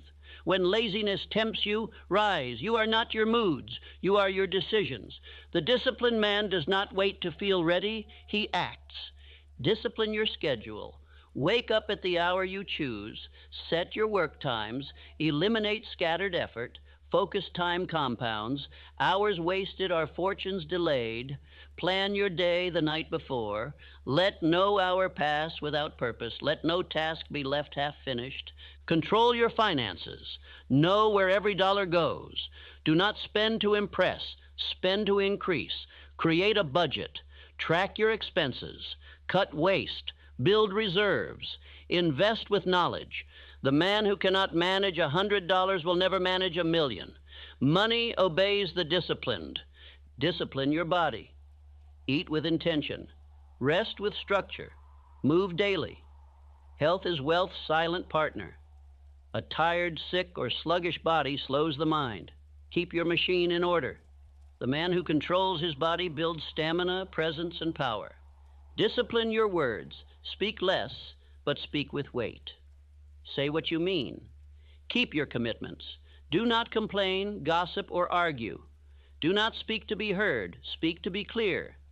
Let your words reflect thought, not impulse. A disciplined tongue earns trust and influence.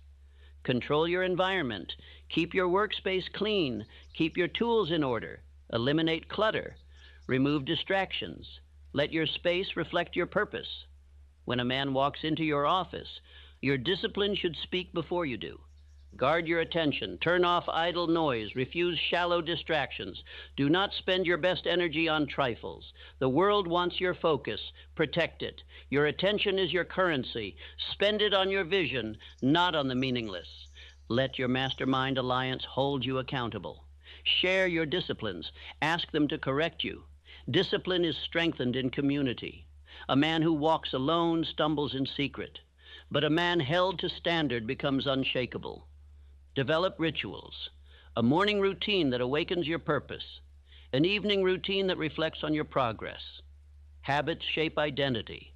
Repetition creates reality. Let your days be ruled by rhythm. Let your life be led by principle. Discipline your reactions. When provoked, stay composed. When challenged, remain centered. The undisciplined man explodes and regrets. The disciplined man remains still and decides. Emotional mastery is the crown of power. Wear it daily. Practice silence, reflect often, think deeply before acting. The man of discipline does not react. He responds. He moves not in haste, but with accuracy. The world admires the man who speaks slowly, acts wisely, and produces steadily. Affirm again, I master my thoughts, habits, and emotions, securing unstoppable wealth. These are not suggestions. These are laws. You are no longer a slave to your impulses. You are now the commander of your course. Discipline is your sword. Build discipline through action. Do one hard thing each day. Rise early. Fast for clarity. Decline temptations. Finish tasks. Stretch yourself. Each act strengthens the spine. Each decision sharpens your edge. Soon you will become unrecognizable to the man you once were. Do not wait to feel disciplined. Create it. Do not expect perfection. Pursue progress. The disciplined man does not fall less. He rises faster. When he stumbles, he resets. When he fails, he learns. His direction does not change. His standards remain fixed. Let discipline become your reputation. Let others say, that man is focused. That man delivers. That man does what he says. Reputation built on discipline opens doors, builds wealth, and earns respect. It is the greatest silent advantage you can possess. One final time. I master my thoughts, habits, and emotions, securing unstoppable wealth. Let this become your mantra, your vow, your advantage. While others react, you remain still. While others chase pleasure, you build power. And power, properly directed, creates lasting wealth. Now that your mind is sharp, your emotions steady, and your life structured by order, it is time to master the next principle: accurate thinking and controlled attention, the gateway to high-speed results. Accurate thinking and controlled attention are the twin guards of the mind. One ensures that you think truthfully, the other ensures that you think purposefully. Together, they separate the wealthy man from the drifter. They give him sight when others are blind. They allow him to choose when others react. Alexander Graham Bell was not merely inventive, he was precise. He trained his mind to work within the boundaries of fact. He stripped away emotion, assumption, and opinion until only truth remained. And with that truth, he shaped invention. And with invention, he shaped fortune.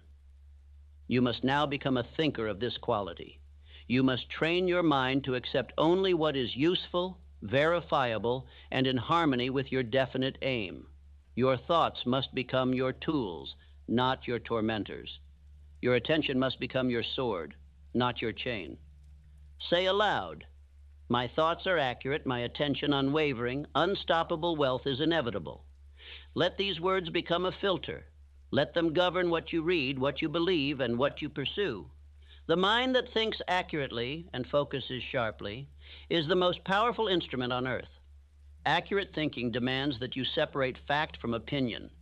Do not act on what you assume. Do not speak based on rumor. Investigate. Analyze. Ask, is this true? Can this be proven? Does this move me closer to my goal? If it cannot pass these tests, discard it immediately. Most men believe too easily. They consume information carelessly. They believe what others say, what the newspapers declare, what strangers assume. And because their mind has no gatekeeper, they live in confusion. Their beliefs are weak. Their results are scattered. You must become deliberate. Let no thought enter without permission. Let no idea stay without usefulness. Think with precision. Speak with clarity. Decide with certainty. The accurate thinker does not rush. He pauses, he examines, then he moves, correctly and confidently. Control your attention like a master. The man who cannot focus is the slave of his environment. He is pulled by noise, drawn by distraction, and steered by impulse. But the man of controlled attention chooses where to look, what to hear, and when to act. Attention is energy. It is the currency of achievement. Where you place it, results grow. If you allow it to scatter, your life will scatter. But if you place it upon your definite purpose and hold it there, your wealth becomes inevitable. Because everything you are becomes directed. Build your attention like a muscle. Start with blocks of focus time. Eliminate interruptions. Silence noise. Close windows. Keep only what you need. Begin with 10 minutes. Grow it to 30. Then 60. Soon, You will possess what few men ever find: control over their own mind. Do not believe that multitasking is strength. It is weakness in disguise. It divides your fire into flickers. One task completed with full attention is worth 10 half-finished. Focus is rare, and wealth flows to the rare. Train yourself to return to your focus. When your mind wanders, gently bring it back. When distractions tempt, remove them. When boredom strikes, stay the course. Discipline is not avoiding discomfort. It is continuing in its presence. Use your attention to feed your mind with truth. Study deliberately. Read what aligns with your goal. Listen to thinkers who challenge and sharpen you. Let no idle gossip or shallow entertainment steal your fire. Every moment of attention is an investment. Let your mastermind alliance hold your thoughts accountable. Share your ideas. Ask for proof. Sharpen one another. Thinking in solitude is powerful, but thinking with strong men is transformative. Let your circle become a forge for truth and focus. Affirm again. My thoughts are accurate, my attention unwavering, unstoppable wealth is inevitable. Let these words define how you rise, how you work, and how you rest. When others lose focus, you sharpen. When others accept noise, you choose silence. When others believe blindly, you verify. Accurate thinking also demands that you examine yourself. What assumptions do you carry? What beliefs have you never questioned? What emotions influence your decisions? Be ruthless in your self-analysis. The thinker who polishes his own lens sees farther than the rest. Let your focus remain fixed on your definite chief aim. When other opportunities arise, measure them against your purpose. If they distract, decline. If they dilute, dismiss. You are not here to be entertained. You are here to be enriched. Use daily reflection to improve thought. At the close of each day, ask, did I focus today? Did I think clearly? What distracted me? What strengthened me? Then adjust. This practice alone will elevate you beyond the reach of most. Speak this aloud one final time. My thoughts are accurate. My attention unwavering. Unstoppable wealth is inevitable. Let this become your contract with the mind. You will no longer allow confusion to reign. You will no longer allow the world to hijack your focus. You are now a sovereign of thought. With the mind now sharp and the focus immovable, you are ready for the final principle, the one that multiplies everything you've built: going the extra mile. Going the extra mile is the law that multiplies effort into riches. It is the principle that separates men who merely succeed from men who become indispensable. The world rewards effort, but it pays fortunes to those who do more than they are paid for. This is not charity, it is strategy. It is not idealism, it is law. W. Clement Stone began as a young boy selling insurance door to door, but he did not stop at what was required. He studied harder. He knocked on more doors. He followed up with more consistency. He added kindness, enthusiasm, and precision where others gave only obligation. Soon his results outshined all others, and his wealth followed. Repeat this aloud. I consistently go the extra mile, attracting wealth beyond measure. Let this be your signature, your standard, your advantage. You are not average. You are not common. You do not ask what is expected. You ask what is exceptional. When you go the extra mile, you create distinction. You are remembered. You are recommended. You are elevated. Others say, that man always delivers more. And that reputation becomes your magnet. It draws clients, partners, opportunities, and favors, because people trust those who give more than they take. The average man does what is expected, no more, no less. He receives what is given and wonders why his rewards are small. But the extra mile man gives without keeping score. And because he sows abundantly, he reaps abundantly. This is not kindness, it is wealth intelligence. Add excellence to everything you do. If you write, write with precision. If you serve, serve with enthusiasm. If you deliver, deliver early. If you teach, teach with clarity. In every area of your life, ask, what more can I give? That question alone will elevate you above the crowd. Build this principle into your business. Give more value than you charge. Deliver faster than promised. Solve problems before they arise. Surprise with service. Delight with detail. And soon your business will outgrow your competition, not because you advertise more, but because you gave more. Apply this in your relationships. Be the one who remembers. Be the one who listens longer. Be the one who follows through. Loyalty and opportunity flow toward those who give without being asked. Generosity creates gravity. People are drawn to those who consistently show up stronger than required. Go the extra mile in solitude. Do more study. Reflect more deeply. Practice more than the next man. When no one is watching, give more anyway. That's where greatness is forged, not in the spotlight, but in the shadows, where the disciplined separate themselves. Repeat, I consistently go the extra mile, attracting wealth beyond measure. These are the words of a master builder, a man who multiplies his fortune not by demand, but by giving so much value that compensation becomes inevitable. Let your mastermind alliance adopt this principle. Set the standard together. Ask, how can we serve more? How can we surprise with quality? How can we create value no one expects? These questions are golden. The answers become empires. This principle destroys scarcity. When you give more, you expand. When you exceed expectations, you grow. And as you grow, wealth follows. The poor man protects what little he has. The rich man multiplies by pouring out more. His reward becomes compounding. Train your team, your family, your clients to expect more from you, not because they demand it, but because you give it gladly. Excellence becomes your brand. Abundance becomes your normal. And soon your income must match your output. Do not be discouraged if others do not notice right away. The extra mile is often walked in silence at first, but it is never forgotten. In time, the world takes note. And when it does, it pays. It promotes. It points to you when new doors open. Never say, that's not my job. Say, what else can I do? Never say, I've done enough. Say, what more can I give? Never say, they won't appreciate it. Say, I appreciate myself too much to give anything less than excellent. This is how you ascend. Let your results speak.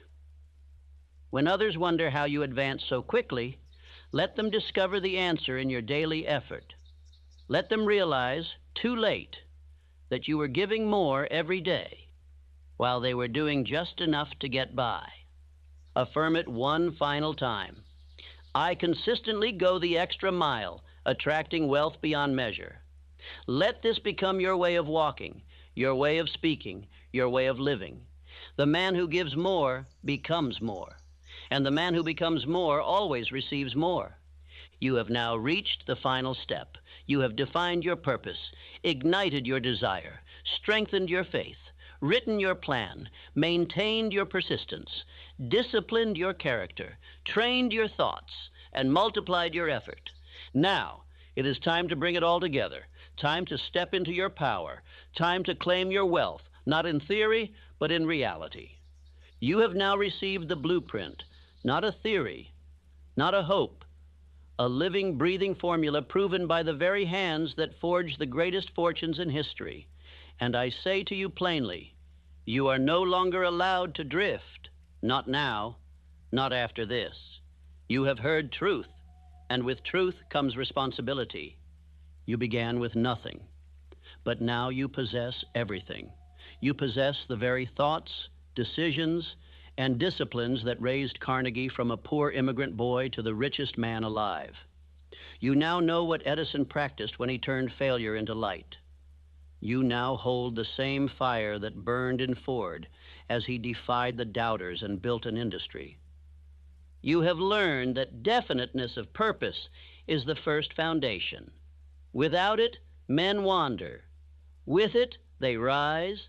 You now understand that nothing begins until a man declares clearly what he wants and what he is willing to give in exchange. You have been commanded to write it, to speak it, to live by it. You have kindled burning desire, the furnace of all riches. You have seen that desire must not be warm, but white hot, that the world bends to men who are obsessed, not distracted. That Barnes became Edison's partner because he refused to consider an alternative. You have been given the law of faith, the invisible power that brings thought into form. You now know that faith must be cultivated, spoken, and acted upon. That belief, when reinforced daily, becomes certainty, and that certainty attracts riches. You have been taught organized planning, the bridge between purpose and result. You now know that wealth must be built on structure, that dreams without a plan are dead, that each day must be governed by deliberate movement, that your plan must be written, reviewed, and revised as you go. You have embraced persistence, the mark of all achievers. You now understand that defeat is never final unless accepted, that every failure carries with it the seed of a greater lesson, that you must become the man who does not stop, regardless of delay, difficulty, or discouragement.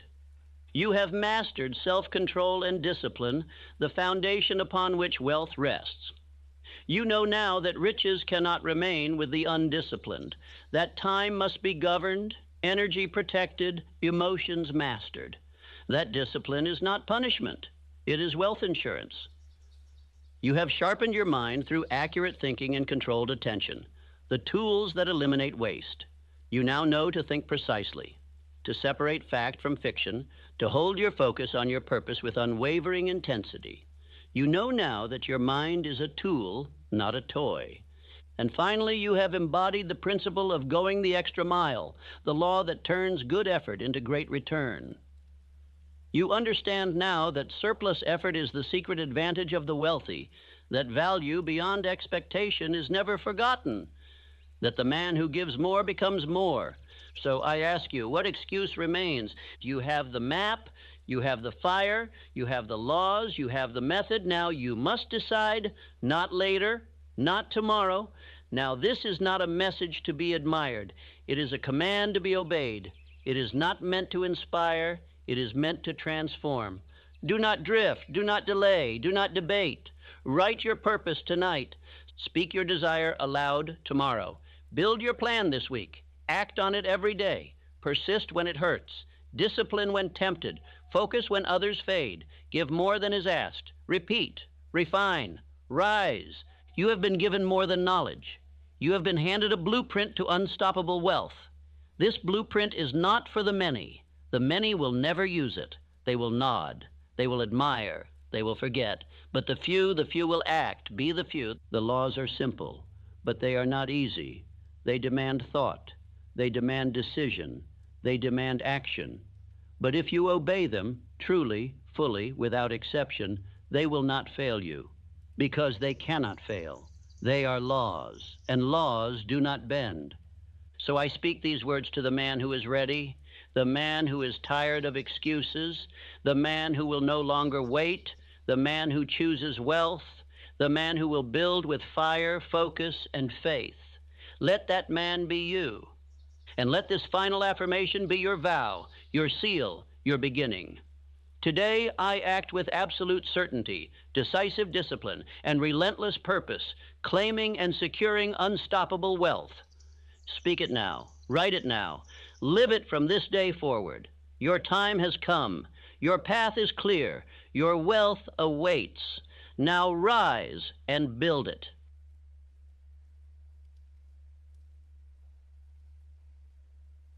You were not born to suffer through life. You were not created to scramble for pennies, to beg for attention, to walk the earth in quiet confusion, wondering why abundance always seems to belong to someone else. You were created to prosper. But let me be clear from the beginning. Not all men will, not because God made them less, but because they refuse to obey the law of increase. They reject the very principles that would make them rich, fulfilled, powerful, and useful. I have seen men cry out for miracles while breaking every law that miracles obey. I have seen men curse heaven for their poverty while spending their lives in drift, disobedience, and mental laziness. I have seen men shake their fists at God, asking why life is so unfair, while refusing to take command of the power they were given at birth. Let me ask you, will you be one of them? If you are waiting for permission to prosper, this is it. If you are waiting for a sign to step into your power, this is it. If you are searching for a reason to believe again, this message is it.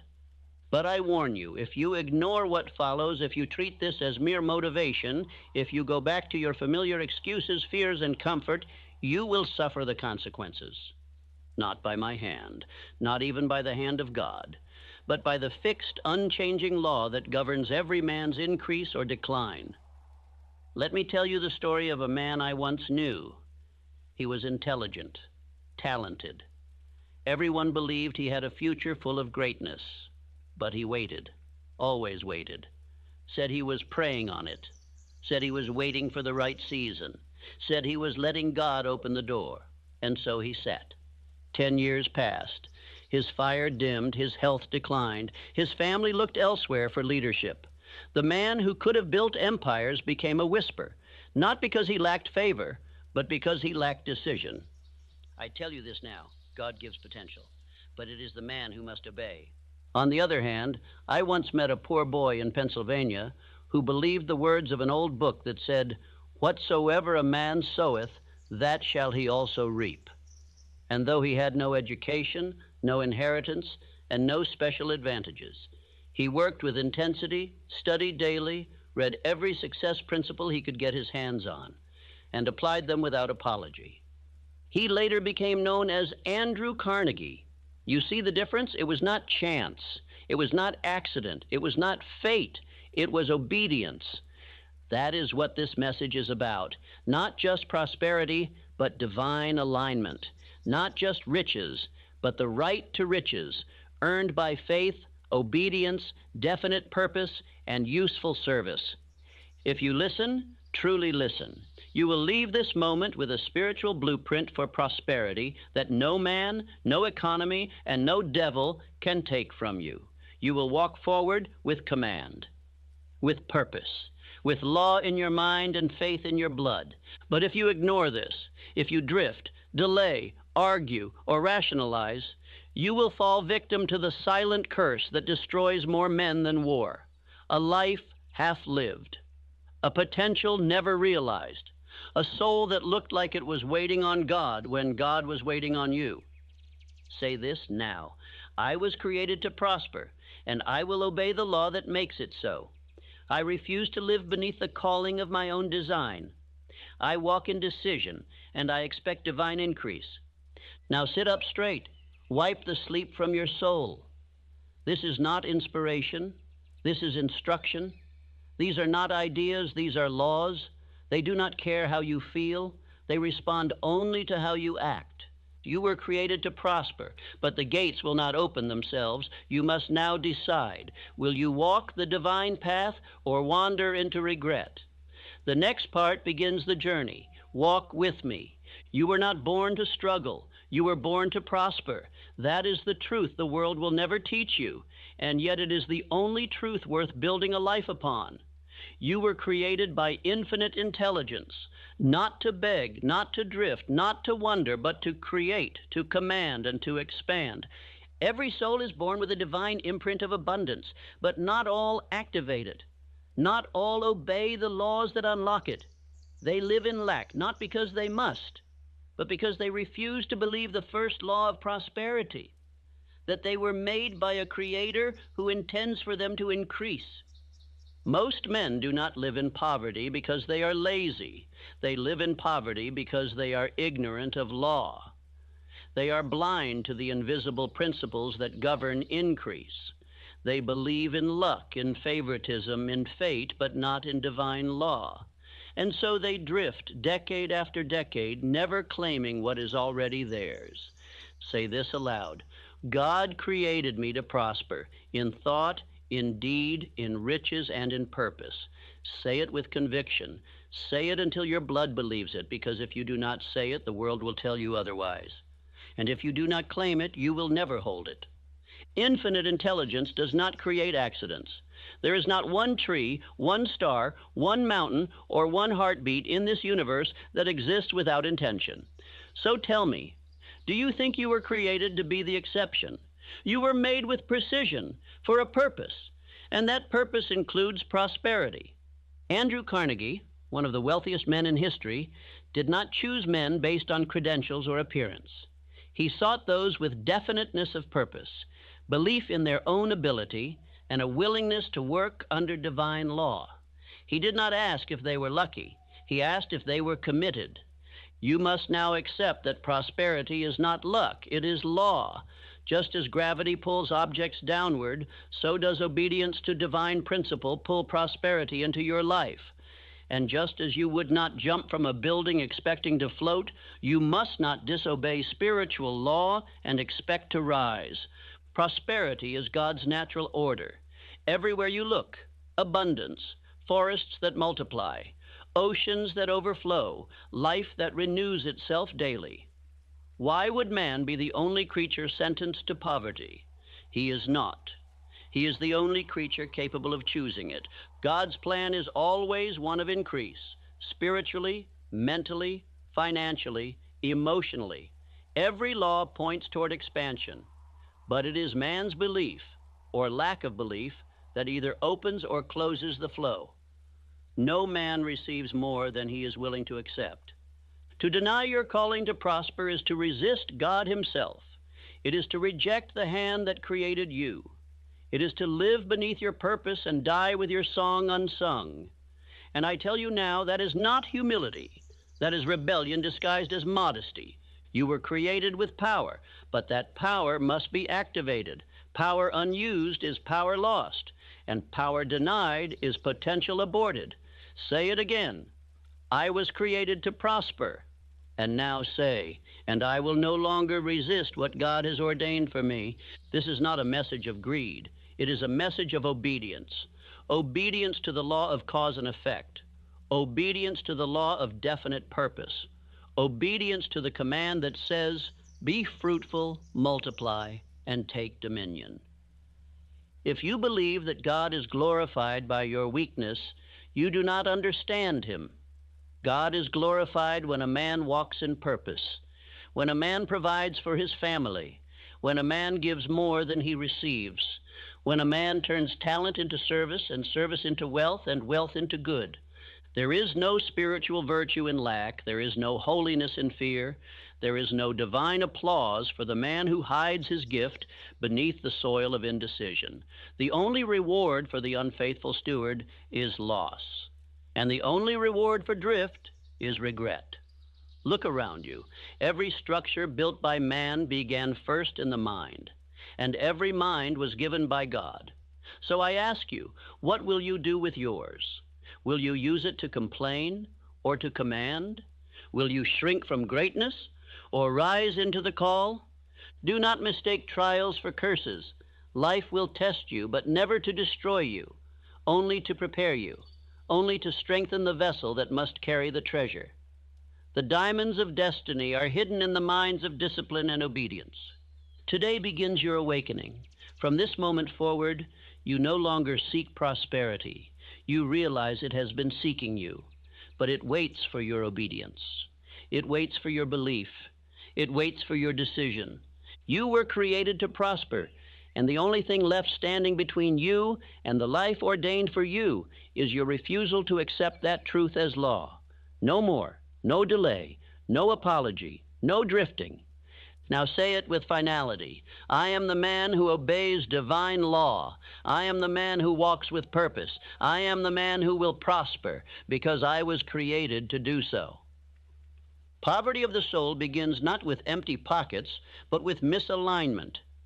The man who is poor in spirit, in belief, in discipline, and in purpose is already walking in rebellion against the very laws that would make him great.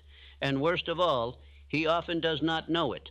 Men assume that rebellion looks like violence or crime. No, rebellion often looks like silence, delay, excuse, avoidance. It wears the mask of playing it safe. But underneath it, the truth is visible. The man is resisting the divine will for his increase. Infinite intelligence governs all things by fixed law, not favoritism, not chaos, not coincidence. You are either in harmony with that law or in conflict with it. And the measure of your prosperity, inner and outer, tells you which one it is. You do not have to be judged by man to suffer. When you drift, you are judged by consequence. Obedience to the law brings increase. Disobedience brings decline. This is not punishment. It is precision. This is not cruelty. It is cause and effect. Say now, I bring my life into harmony with divine increase. And speak it until your habits follow. Speak it until your thoughts match it. Speak it until it becomes your daily creed. Because nothing multiplies faster than a man aligned with spiritual law. Henry Ford was not the most educated man of his time, nor the most polished, but he obeyed the law of useful service, of innovation, of persistence. And the result? The world rearranged itself around his vision. He did not wait for favor. He activated it through law. You must break this lie once and for all, that God is glorified by poverty, that he smiles upon your limitation, that he honors your fear. This belief has crippled generations. God is glorified by your obedience, your productivity, your service, and your dominion. The laws of prosperity are not hidden. They are available to every man. Desire, faith, action, planning, persistence. Ignore them, and you suffer. Obey them, and you rise. There is no middle ground. There is only decision or drift. Drift is unconscious rebellion. It is the refusal to think, to plan, to act, to believe. It is the quiet sin of passivity, dressed in polite manners and spiritual-sounding words. And it is more deadly than failure because it pretends to be safe. The man who drifts may go to work. He may attend church. He may smile at his neighbor. But inside he is wandering. He lives without vision, without urgency, without faith. And his life, however polite, is rebellion in disguise. If your days are consumed by reaction and not creation, you are not aligned. If your thoughts are filled with fear, doubt, and gossip, you are not aligned. If your actions are vague, scattered, and delayed, you are not aligned. Command this now. I return my life to order. I align my habits with the law of success. I obey God by structuring my mind, disciplining my days, and deciding with finality. Because the man who cooperates with divine law becomes a magnet. His thoughts attract provision. His actions pull results. His spirit glows with fire. He does not chase opportunity. Opportunity seeks him out. The world becomes your servant when you become a servant of law, not the law of man, the law of growth, the law of discipline, the law of faith, the law of definite purpose. These are eternal. These are divine. These are the source of all sustainable wealth. Do not wait for miracles. The laws that produce miracles are already in your possession. But laws require application. A man who owns a seed but never plants it has no right to complain of hunger. And a man who hears truth but refuses to act has no right to cry for more. You are not suffering from lack. You are suffering from misalignment. You are not cursed. You are disconnected. The signal has not changed. Your receiver is filled with noise, and now you must clean it. Now you must tune in. Return to structure. Rise early. Read with purpose. Speak your chief aim. Write your plan. Guard your tongue. Sow service. And do it daily, without fail, without flair, without permission. The man who seeks to rise without order is a man who mocks divine design. Look at nature. Every season flows in sequence. Every river follows a path. Every sunrise comes with precision. And yet man, who is given choice, refuses structure and then curses God for his confusion. You were given the gift of freedom, but freedom without obedience is destruction. Freedom is not the absence of law. It is the power to choose which law you will obey. Choose now the law of drift or the law of destiny, the law of fear or the law of faith, the law of confusion or the law of clarity, the law of decline or the law of divine increase. Affirm it with strength. From this moment I obey divine law. I organize my days. I discipline my thoughts. I speak only what builds. I believe only what aligns. I live as one worthy of increase. The rebellious man pretends to be humble, but the obedient man proves himself by fruit, and fruit does not lie. It speaks loudly, publicly, without apology. Either your life produces it or it doesn't.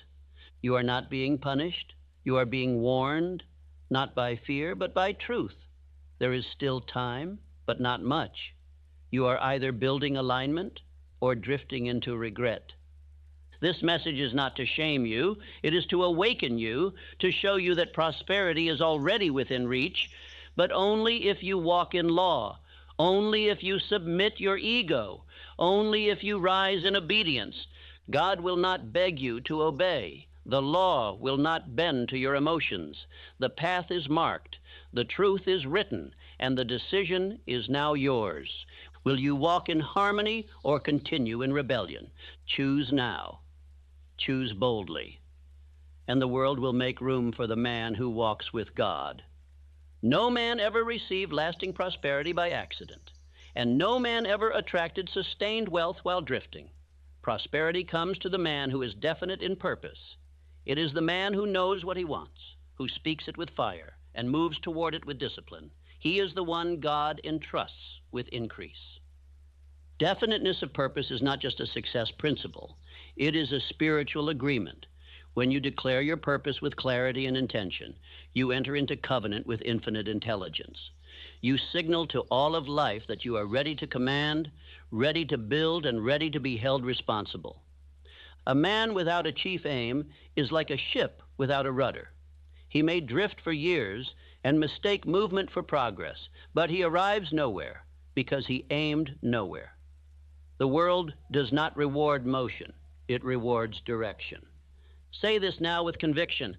I know what I want. I know what I will give to get it. I will persist until I possess it. Speak it until it burns. Speak it until it rewrites your subconscious mind. Because without definiteness, you are not a man. You are a shadow. God does not reward vague wishers. He rewards definite thinkers. He rewards the man who has thought through his vision, planned his steps, committed his will, and has staked his soul on fulfilling his purpose, no matter what. Charles M. Schwab was not the most technically gifted man in Andrew Carnegie's empire, but he rose higher than all the others. Why? Because he had clarity of aim, strength of conviction, and the ability to communicate vision. He was indispensable because he was definite. Prosperity begins where your vague hopes end. It begins the moment you decide, once and for all, what you will build, who you will serve, and what price you are willing to pay to manifest that decision into reality. Let us tie this to ancient instruction. Write the vision, make it plain that he may run who reads it. You are not meant to wander in confusion. You are meant to run in purpose. But the man who never writes his vision cannot walk in its power. Purpose is not a business plan. It is a sacred vow. It is a decision made between you and infinite intelligence, a line drawn in the sand of time that says, this is the life I will build, this is the service I will give, and this is the man I will become. You must choose now, and not weakly, not conditionally, not if it works. You must choose with finality. Decision sharpens the soul like steel sharpens the blade. Without it, your power leaks, your confidence shrinks, and the world ignores you. Take a blank page. Write at the top, my definite chief aim, and beneath it describe the future you are building, the wealth you will attract, the people you will serve, and the man you must become. And make it specific, vivid, measurable, emotional, divine. Then post it on your mirror. Speak it aloud every morning. Speak it again before you sleep. Speak it even when doubt whispers. Speak it when delay tempts. Speak it when nothing seems to move. Speak it until it becomes real. Your subconscious mind must be commanded, not entertained. It must be directed with certainty, not suggestions. And every day you read and speak your purpose, you are engraving it into the very soil of your destiny. To move without purpose is to delay the prosperity God already prepared for you. It is not that your blessings do not exist, it is that you have failed to give them a place to arrive. The airplane of your dream cannot land on the runway of confusion. Let me speak plainly. If you do not choose your aim, life will choose it for you. And life does not reward the man who drifts. It uses him. It tosses him between circumstances. It exhausts him. And when he is old, it leaves him wondering what could have been. But the man of purpose, he stands firm. He bends time. He multiplies energy. He makes the very air around him electric with decision. He speaks and others listen. He walks and doors open, because nature itself obeys the man who obeys his aim. This is the dividing line between failure and fulfillment. It is not talent. It is not fortune. It is not education. It is definiteness of purpose, backed by unshakable faith and daily organized effort. Say now, I choose my purpose with finality. I write it. I speak it. I obey it. And I will never return to the drifting life again. Your purpose is not small. Your purpose is not ordinary. It was assigned to you by infinite intelligence, and it is your sacred duty to fulfill it with honor. Do not compare it. Do not delay it. Do not apologize for it. Live it. Every moment you hesitate, a weaker version of you survives. But every moment you act in purpose, a greater version of you rises. Let this be the moment that divides the man you were from the man you were born to become. The world is not waiting for more drifters. It is starving for men of purpose, men who walk into a room and bring vision, men who speak and shake mountains, men who wake up knowing exactly what must be done and do it. You can be that man. You were designed to be that man, but you must now decide. Decide with finality, and then act relentlessly, because until you do, all the faith, all the law, all the opportunity in the world will sit silently by, waiting for you to speak your first command. So speak it, write it, obey it, and let your life be the loudest declaration of divine purpose the world has ever seen. Faith is not a soft thing. It is not a whisper or a wish. It is power. It is fire. It is the currency of creation, and the man who possesses it can walk through storms, tear down delay, and summon invisible forces to his aid. Faith is not a feeling. It is a spiritual command. You must now understand God does not respond to doubt. He does not reward hesitation. He does not move on behalf of a man who questions his own worth. But when he hears faith, real, unshakable, spoken as fact faith, then the heavens answer. Faith is not saying, I believe once on Sunday and hoping things will change. Faith is speaking your definite chief aim aloud daily, vividly, persistently, and with emotion. It is visualizing your desire as though it were already completed. Say this now. I speak as if it is done. I walk as if it is mine. I think as one who already has it. These are not empty affirmations. These are commands to the subconscious, written in the divine tongue of repetition and emotion. Look to Edison. When the world laughed, when science mocked, when results delayed, he pressed forward. Over 1,000 failures, and still he said, I have not failed. I've just found 10,000 ways that won't work. Why? Because he had faith. He saw the light before the bulb ever burned. He believed the outcome before the evidence appeared. And because of that belief, because of that persistence born from faith, he bent the world to his vision. That is the power of true faith. Let me break the illusion. Wishing is not faith. Hope is not faith. Prayer without belief is not faith.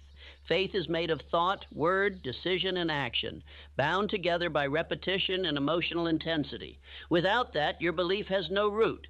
Every time you speak your chief aim aloud with feeling, you are watering that root. You are planting divine instruction into the soil of your mind.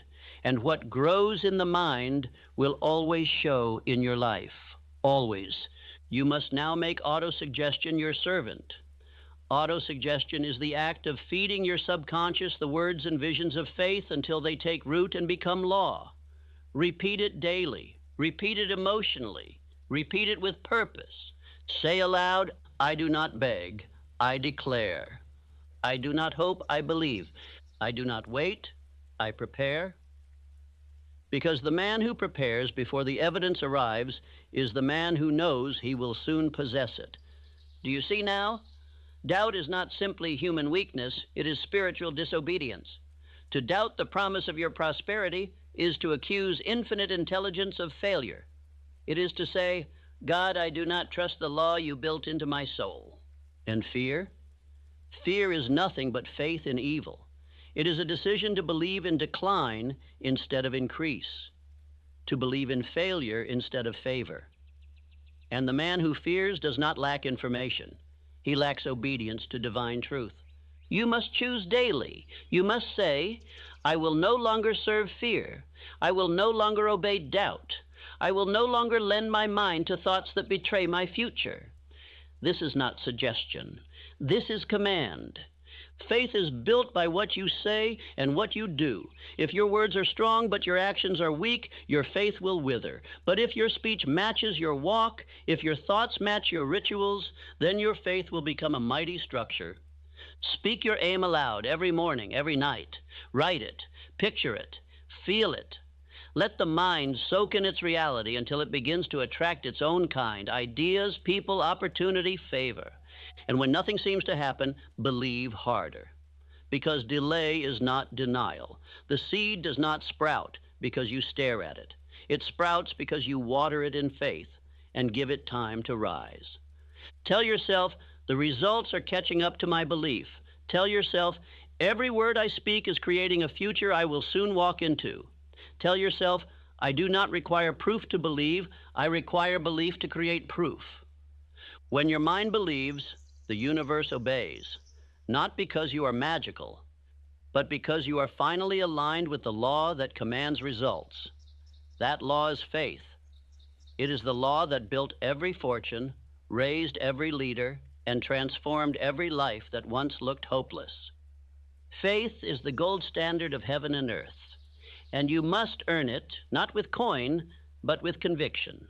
So I ask you now, will you repeat your aim today as if it were fact? Will you walk today as if the outcome were guaranteed? Will you speak today not as one asking for permission, but as one sent on assignment? If you will, then I say unto you, your future is already secured. Your path is already cleared. And the provision you seek has already been prepared, because you have chosen to believe. Say it one more time, slowly, with power. I am the man who gets what he believes. I see it, I speak it, I receive it. Faith is my native tongue, and I will not be silent. Then get up and live like it. You will never be blessed with lasting prosperity by the mere wishing for it, nor by the clamor of the crowd demanding it. Prosperity is earned. It is drawn to the man or woman who renders useful service above what is expected, in the spirit of faith and definiteness of purpose. Let me now show you the exact law by which prosperity obeys the hand of service. The richest men in the world were not made rich by accident, nor inheritance alone, but by the organized, persistent rendering of more service than they were paid for. That is the eternal secret. Carnegie, who began with no fortune and no friends, offered more value than he asked for, and the law of increasing returns gave him more in return than he ever expected. There is a divine law that governs compensation. The more you give with definiteness, joy, and excellence, the more will return to you multiplied. But if you wait to be paid first, if you render service with resentment or only the minimum effort, you have already written your failure. There is no escaping the law of seed and harvest. You sow poor seed, you reap a poor harvest. Henry Ford understood this law better than any of his competitors. While they raised their prices and cut wages, he reversed the system. He paid his workers more, offered the public more for less, and built a machine of service so vast it carried him to wealth and honor. Ask yourself, have you ever built your service that way? Let this be a lesson etched into your memory. Prosperity follows the man who initiates useful service, who serves not because he is forced, but because he chooses to offer the best of himself before asking anything in return. It is the attitude of the heart that magnetizes success. I ask you plainly, are you the type who says, "They don't pay me enough to do that"? Then I tell you, you have damned your own progress. You will stay where you are, chained by your own belief. But if you say, "Let me do this with excellence, and I trust that reward will find me," then success has already begun to stir beneath your feet. The world is watching always. People do not always say it aloud, but they recognize greatness when it appears. Render useful service, more and better than what is paid for, and you will begin to stand out as one who carries the mark of destiny. Let me repeat to you what Emerson taught, and I learned from personal pain and trial. If you serve an ungrateful master, serve him the more. Put God in your debt. Every stroke shall be repaid. This is the law that rules all success. If you withhold service, your compensation will be withheld. If you give abundantly, life will outgive you. There was a woman I once knew, a stenographer, earning $15 a week, but she formed the habit of doing more work than required, better than was expected. Within a few short years, she was earning over $100,000 annually from the lecture platform. What changed? Not her education, not her circumstances. It was her obedience to the law of service before reward. Let the lazy man scoff. Let the cynic mock. But the truth remains. God cannot be mocked. That which a man soweth, that shall he also reap. Sow little, reap little. Sow complaints, reap scarcity. But if you sow faith, diligence, excellence, and extra effort, the invisible gears of abundance will begin to move in your favor. I once delivered a lecture and refused the fee. The people were so moved by my willingness to give without asking that they subscribed to my magazine in such great numbers that I made 50 times more than the original sum. Why? Because the law was set into motion. Give more, expect less, and you shall receive more than you expected. What does this mean for you today? It means you must stop counting the hours, stop counting the coins, stop asking, "What do I get?" and begin asking, "What can I give?" Every man I have studied who rose from obscurity to fortune followed this pattern. He did not climb the mountain by clinging to the pay stub. He rose because he served first. You may say, "But the world is unfair." Yes, it is, and that is your opportunity. Because most men are not willing to give more, your decision to do so instantly places you above them. In times of economic crisis, those who only do the minimum are the first to be discarded. But those who go the extra mile, they are irreplaceable. Every employer, whether they say it or not, is searching for one thing: a mind that will serve without excuse. You do not have to wait to be chosen. The moment you begin rendering useful service with definiteness, enthusiasm, and faith, the world begins choosing you. One by one, doors open. Invisible hands move. Coincidences become divine appointments. I have seen men move from clerk to partner, from street vendor to owner, from messenger boy to financier, not because of genius, but because they outserved everyone else. They rose by merit of performance, and God himself honored it. Do you understand what this means? It means you are the architect of your income. You determine the ceiling, not your employer, not the economy, not even the government. The quality and quantity of your service, this is your wealth thermostat. Increase it, and you must be paid more. Delay it, and life will delay your prosperity. Every morning you should awaken and say aloud, "I render useful service today, willingly, abundantly, and with excellence. I give more than I am paid for, and I am paid more than I give. I rise by lifting others. I attract wealth by obedience to this law." Repeat this affirmation until it becomes part of your very soul.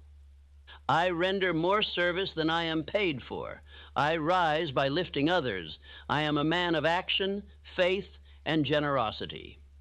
Make these your daily bread and watch as the heavens respond. I challenge you, yes, I dare you, to test this law. For 30 days, render service that exceeds what is expected. Help someone without asking for anything. Do your work as if you already owned the company. And keep silent about your sacrifice. Do it in faith, in obedience, in quiet power. You will be amazed how swiftly results arrive. In the final accounting of all things, no act of service goes unpaid. It may not come from where you expected, but it will come, and it will be multiplied if given in faith and humility. This is God's economy. Let me show you something deeper still.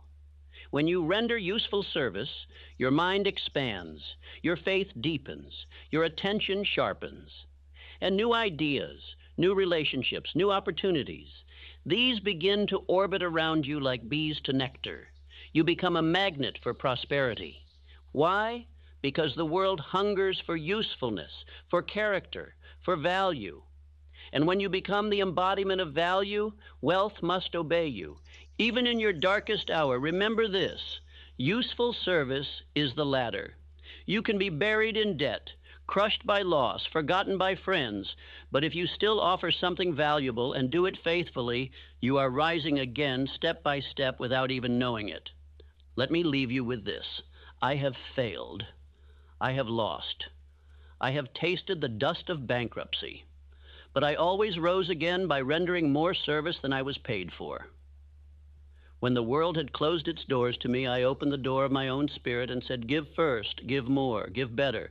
Do not be deceived by the illusion of quick riches. You cannot receive what you have not earned, but if you earn it with joy and persistence, you shall receive compound interest upon compound interest. That is the divine path.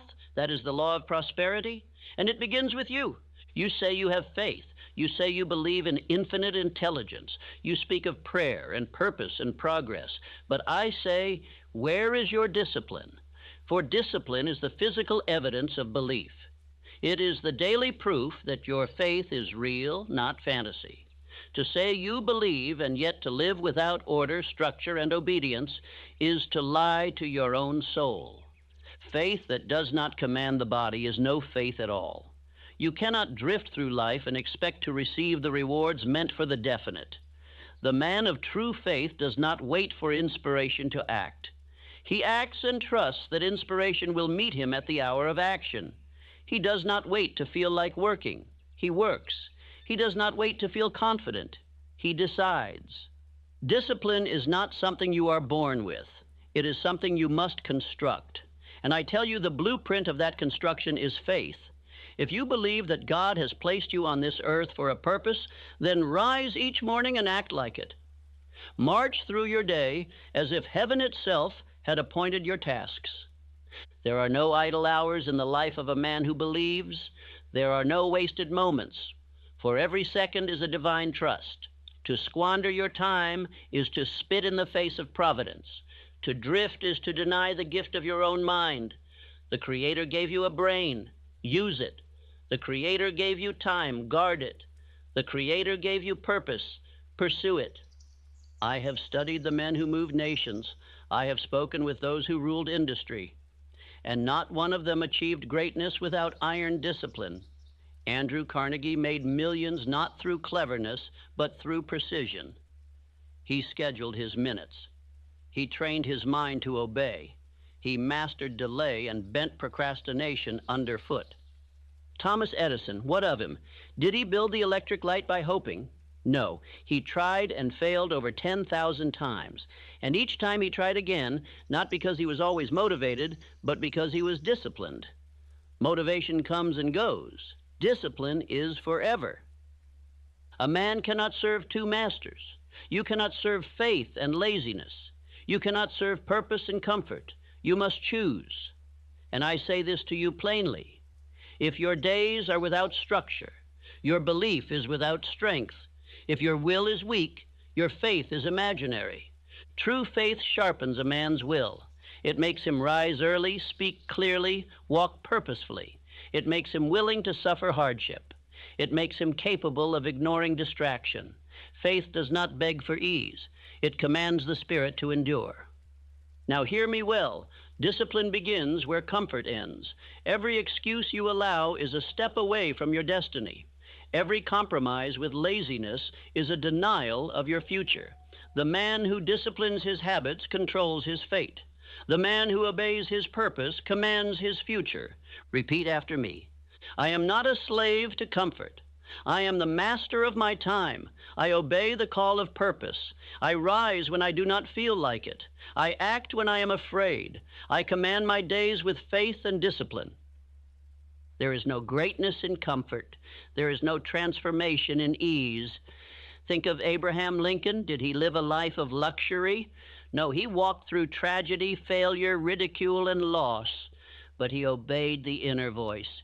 He moved with discipline, and that is why history remembers him. Discipline is the price of freedom. Men who lack discipline must beg others to lead them. They are tossed like leaves in the wind, moved by circumstances, not by purpose. But you are not a leaf. You are the seed of God's divine plan. You were created to prosper, but you must obey the law of action. And action is not a one-time event. It is repetition. It is rhythm. It is ritual. When you rise at the same hour, think the same thoughts, speak the same affirmations, execute the same purpose, day after day, you become a force. You become unstoppable. Not because you are strong, but because you are consistent. Let others drift. Let others follow pleasure. Let others live like reeds in the wind. You shall walk like a pillar. You shall stand firm. You shall become a man of steel will and golden purpose. Because you know that faith without discipline is a dream, but faith with discipline is destiny. Let me tell you what will happen if you ignore this truth. You will continue to wake up tired. You will continue to chase whims. You will continue to start and never finish. You will fall for every temptation. You will fail in silence and blame everyone but yourself. Your mind will rot in idleness. Your body will wither in laziness. Your name will be forgotten. And worst of all, you will know deep within your soul that you were meant for more. And that knowledge will torture you. That is the hell reserved for the undisciplined. But if you choose the harder road, if you choose the disciplined life, then I promise you, the gates of prosperity will open. You will see yourself change. You will feel power course through your blood. You will rise before others and build what others only wish for. You will become a magnet for opportunity, for you will finally be worthy of it. And that is the word I give you now, worthiness. Discipline makes you worthy, worthy of wealth, worthy of leadership, worthy of trust, worthy of divine favor. You do not earn heaven's riches with empty prayers. You earn them with action. You earn them with commitment. You earn them by making your life a sermon of discipline, spoken not with your mouth, but with your behavior. So ask yourself now, do you believe? Then show it, prove it, with your morning routine, with your use of time, with your words, with your silence, with your action in the face of fear, with your perseverance in the face of delay. Discipline does not come all at once.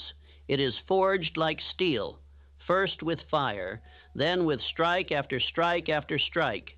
You must become a blacksmith of your own mind. Hammer it, shape it, cool it, repeat. Do not trust feelings, trust purpose. Do not chase mood, chase mission. Feelings are like wind. Discipline is the anchor, and the man who anchors himself in daily discipline shall never be lost at sea. Now I give you this charge. Put your schedule on the wall. Declare your standards aloud. Practice your habits with reverence, for they are sacred. Read your chief aim twice daily. Let no day pass without taking action. And if you fail, rise instantly. Never excuse, never retreat. Never betray your belief by laziness again. Say this with me. My belief is made flesh in my behavior. My faith is revealed in my discipline. I was created to prosper, and I obey the laws that lead to prosperity. I do not wait, I act. I do not drift, I decide. I do not wish, I work. God rewards the diligent. Life bows to the determined. Heaven honors the disciplined. And I say again, discipline is the living proof that faith is real. Now move forward. Let your every action proclaim what you believe. Let your schedule be your testimony. Let your obedience be your sermon. Let your order be your worship. Let your discipline be your glory. For in discipline your destiny is fulfilled. You may believe your future lies in your faith, your work, or your ideas, but I tell you plainly, your associations are the gatekeepers of your prosperity. The men you walk with, the voices you hear, the minds you permit to speak into your life, these determine whether your spirit ascends or decays. God has ordained that no man shall rise alone. Even the greatest must lean on other minds. This is not weakness, it is law. The mastermind principle is spiritual. It is the joining of two or more minds in harmony toward a definite purpose.